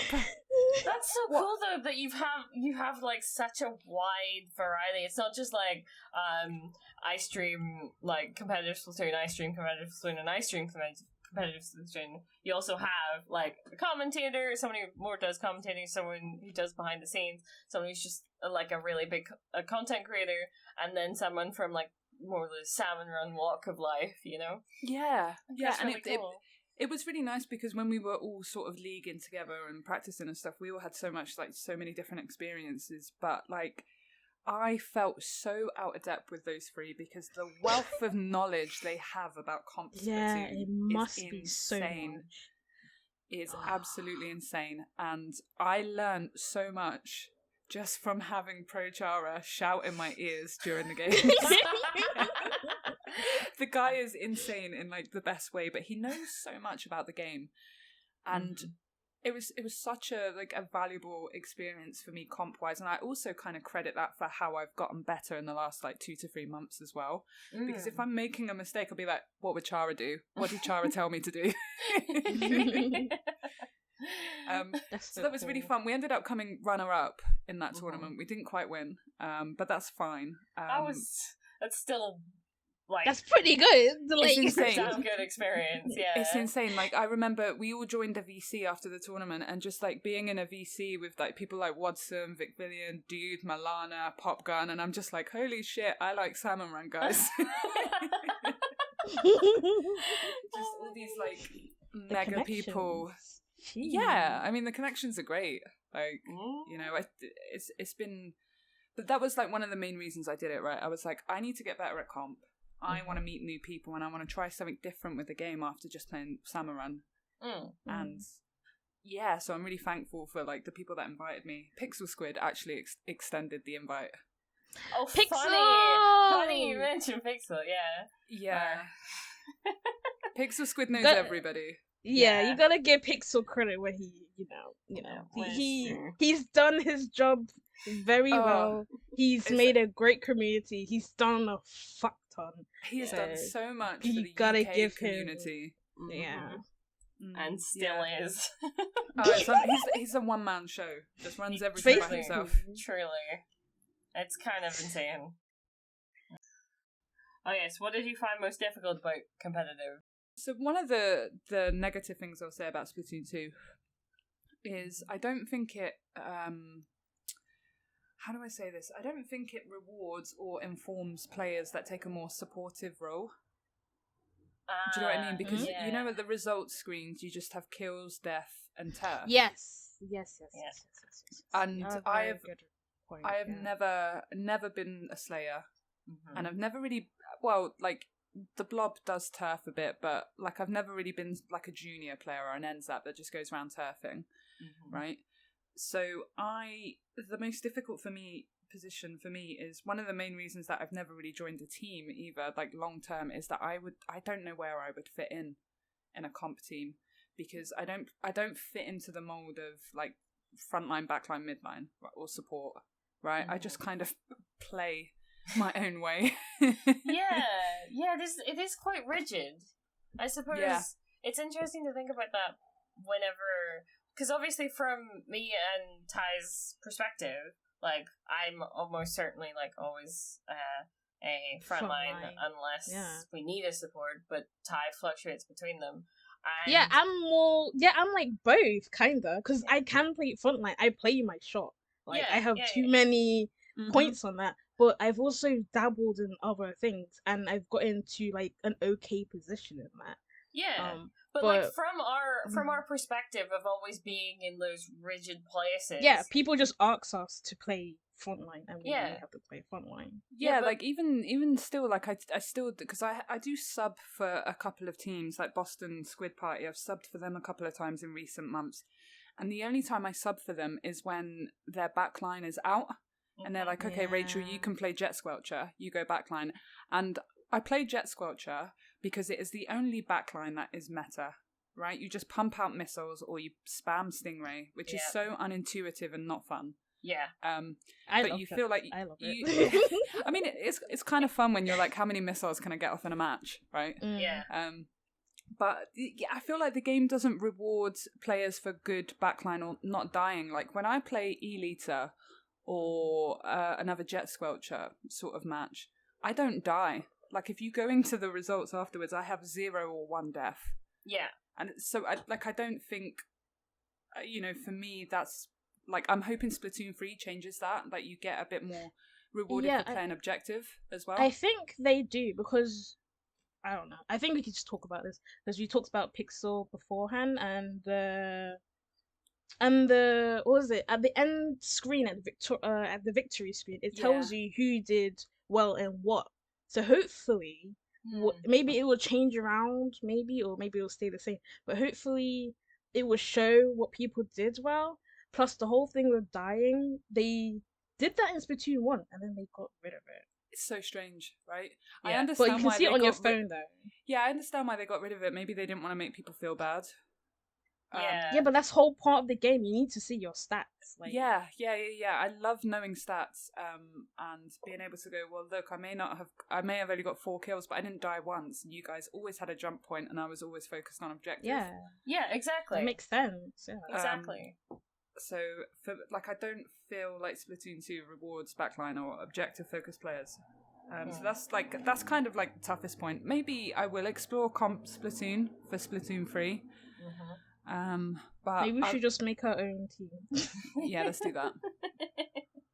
Yeah, to be fair, it's so much easier. Yeah, I'm a blob player, one-trick blob. We can fit that You're in. really not rich, but okay. Well, to be fair, that's what she has fun with, right? Yeah. Always play what's fun, because sometimes when you just play the meta, it gets boring and it's like, why am I playing? Well, this is what I'm saying. Like, for that creator content tournament, I just played Jet Squelcher the whole time. Even though I was like, but I'm better with Blob, they were like, nah, stick with Jet Squelcher. And I was like, you know what, guys, I'm going to trust you. Because at that point I wasn't confident in the motion controls either. So I was like, you know what, I'll just paint and get missiles for the team and push objective. But then it also depends on what team you're on. Because some teams are more flexible and don't really care so long as if you're more confident in a weapon and you have more fun with it, you're more likely to do well in it than just a meta weapon. But it definitely depends on who's playing, who's, the captain, and how the synergy is really. I mean, they carried my ass, right? All 3 of them. So I was like, you tell me what to do. And I will listen. Yeah, so what are you doing right now in regards to Splatoon? I know we just saw you at the reunion. We saw you do that. We know you stream. Anything else? So one of the things that I help out with is something called the Salmon Timer Crawl, and it's a community run event that we only started this year. We just finished this morning. Finished the 7th time we've done it. And Zari, you were saying earlier that you didn't know there was a salmon timer. Yes, yes. Something that has been in the game for a very long time is a website with a timer that counts down from 8 minutes. And what happens is when that countdown timer gets to 0, everyone joins a freelance lobby. And originally when it was made, it was so people could find each other, so people would only freelance when the timer hit 0. And you'd be more likely to run into other sort of competent freelancers that you knew. And every now and then, like Ibui, for instance, Ibui was kind of like the king of salmon timer events in the European region for a long time. He's currently on a streaming hiatus, but I'm hoping he'll be back for Splatoon 3.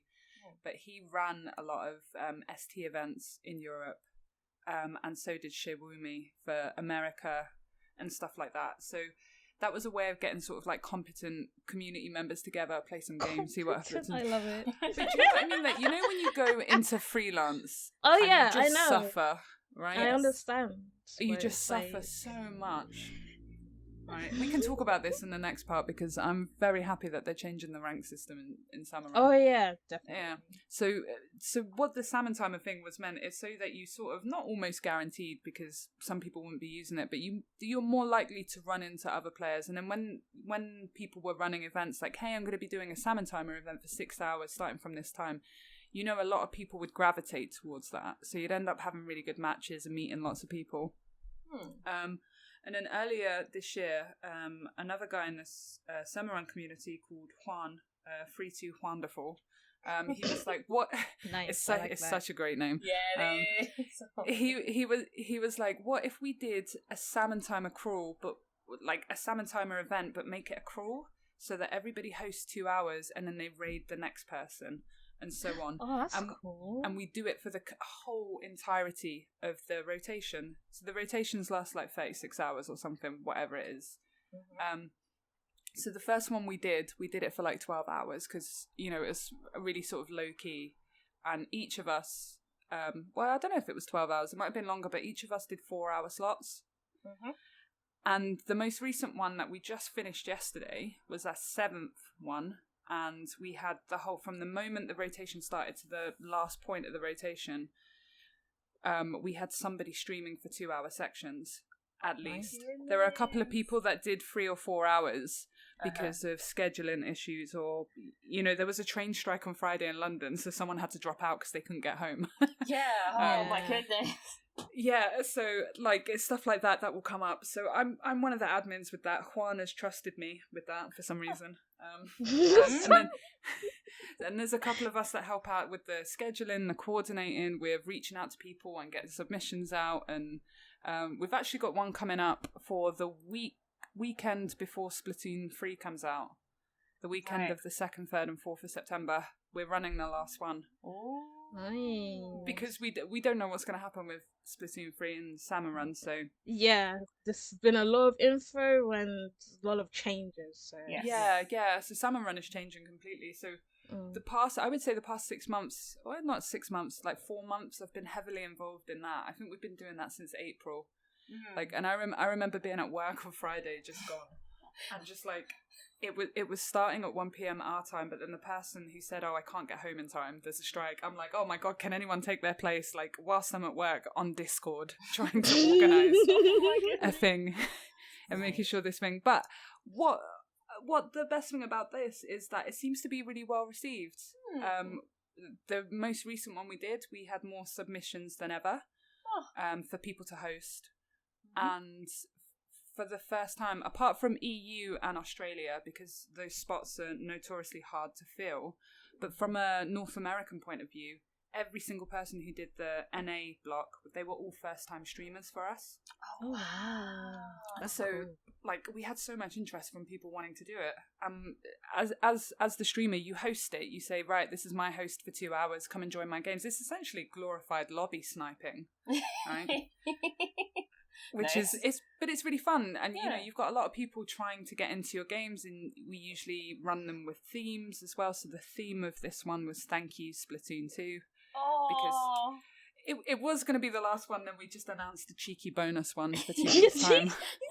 Nice. It's going to be good. It's a Pokemon themed one. So we're going to have like 8 different people for 8 different gym types and leaders and stuff like that. So. Cool. Yeah, so it's busy. Yeah, so I've been more busy with that recently because it's been really nice, and we're getting more people into the community as well. And we've had like streamers who don't normally play Salmon Run say, "Hey, I want to do this." So that's quite good because we're getting exposure from these normally PvP or sort of solo queue streamers that want to do it, which is quite nice. Yeah, which also, you know, even just like gives exposure to the Salmon Run is more than just like, oh, you pop in there because you don't have 4 people to play League, you know? So, like... Jeez. But no, you know what? Like, that's probably what a lot of competitive people... That's how they see Salmon Run, right? Because they don't know that there's this big, like, community of Salmon Run people, and it can be so complicated and so amazing. And I just don't... Like, how would you know, right? If you don't have anyone who's involved, how would you know? Yeah, and we're trying to get, like... I mean, most of this year we've been trying to bring more people into the community and be like, hey, you know, there are so many resources out there available. Like I mentioned Shawumi earlier, she has a YouTube channel with strategy guides for Salmon Run. Super helpful, like 2 to 3 minute videos that talk about Goldie seeking, gorillas, mothership, stuff like that. Because not an awful lot of people know the most sort of the best strats for it. And then, you know, everyone knows Whack in the Salmon Run community. Whack made a website called salmonrun.inc, and it's got a ton of resources on there, like pictures, documents, everything explaining some useful hints and tips, and you know, so that resource has been amazing for the community as well. So we can be like, hey, you like Salmon Run? Why don't you check out these things? Yeah, that's so cool. So cool. Yeah, so I've been busy with that, and obviously just with my own stream as well, just like fucking around in freelance because I like that. Can I just quickly ask? Is there any way? Is there any like document or something that we could maybe link to this? In the YouTube or whatever, about that stream, that last or not stream, what the crawl? Oh, the salmon timer crawl. Yeah, that we could link to so that people know who's streaming. Like, so we have a Twitter account. Okay. which I think is called Salmon Crawl. I'm just going to double check. I totally didn't make the Twitter account and forget the name of the Twitter account. Any links that you have, we'll just put them in the description. Yes, because I'm just thinking, like, anyone who's interested in that, it would be, like, if there was one place to go look and be like, okay, who's live right now, to just... Because it's all well and good if you're able to start at the beginning and then follow through, but if you're not able to, then which person are you looking for? What we tend to do is, when we get submissions, we schedule them and try our best to sort of give everybody the time slot that they want. And then when we've got a final draft, like everybody's happy with it, we publish that on Twitter and in our Discord. We've got a Discord as well. Nice. So, and we're constantly sort of, when the events are running, because at the moment they've been sort of once a month. We sort of the Twitter account is active, the Discord is super active. We get enough people talking about it in the Salmon Run server. I'm sure most people in the community know about SRS. I would imagine so, yeah. Yeah, so there's always a lot of information there. But I would say the main resources are the Salmon Timer Crawl Twitter or salmonrun.inc. Okay, actually, well, we'll drop some links in the description. Yeah, they will have all the information there, definitely. Cool. And then Rachel, we have one more question. I have to. You have to, because, you know, you have to. Go on. So what is your favourite bubble tea? Very important. It's very important. I'm not totally gonna judge you on this. Just I don't like bubble tea. You guys know this. We've had this conversation. We have. It needs to be out though. I can't stand it. You're a weird woman who doesn't like many things, so it's to be expected. I don't like tea, and I don't like the weird jelly stuff in it. You don't like chocolate. Yeah, I'm not really a sweet tooth, you know. Well, that'd be more fair then, because it is quite sweet. Yeah. But yes, we need to ask. It is important. But yes, I think we've got through everything. I think we're done for now. Dope. For now. But yes, so thank you so much for joining us. Rachel, this has been incredible. Yeah, of course. I bet this is a really long podcast then, because I'm looking over I can't remember. Oh yeah, how long nearly the an section, hour. I can't remember how long the section with Pixel was, but I'm pretty sure it was an hour and a half. Yeah, it was an hour and a half. So this is a lot. This is a lot for you guys, but I'm sure you'll appreciate it. Sorry for whoever's editing. I think this one's gonna be me, so sorry for me, but it's below it, you know. But yes, thank you so much for letting us interview you. And yet again, looking forward to next podcast where we're gonna be chatting about more Salmon Run and getting more in depth with all of it, and also getting an interview from Pixel at the end as well. But yes. Oh, yeah. Yes. Nice. Thanks for having me. Of course. We have to get Rachelskiiiiiii here. One of my favorite people. Just saying. I would always say yes to both of you. So ask me anything. Nice. Cool. What else do I need to show there? There's links in the description. Go follow her and everything. Yes, very important. Same with we Pixel. Thank you, Pixel, for earlier. Oh yeah.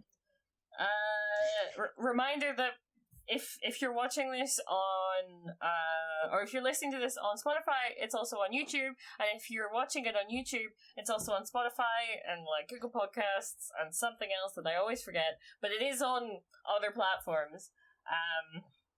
Is there anything else? I always forget. It's funny how like I can hear the ghost of Pixel in my brain of just saying comment and subscribe, and it's like, oh my god, Pixel, great. He's haunting you. That's spirit. But yes, thank you so much. I hope you all enjoyed listening, and there will be another podcast out soon-ish. We don't want to give dates and times because we're still figuring stuff out. We don't have a schedule yet, but we're working on it. Mm-hmm. But yep, I think we're good. So, bye everyone. Bye.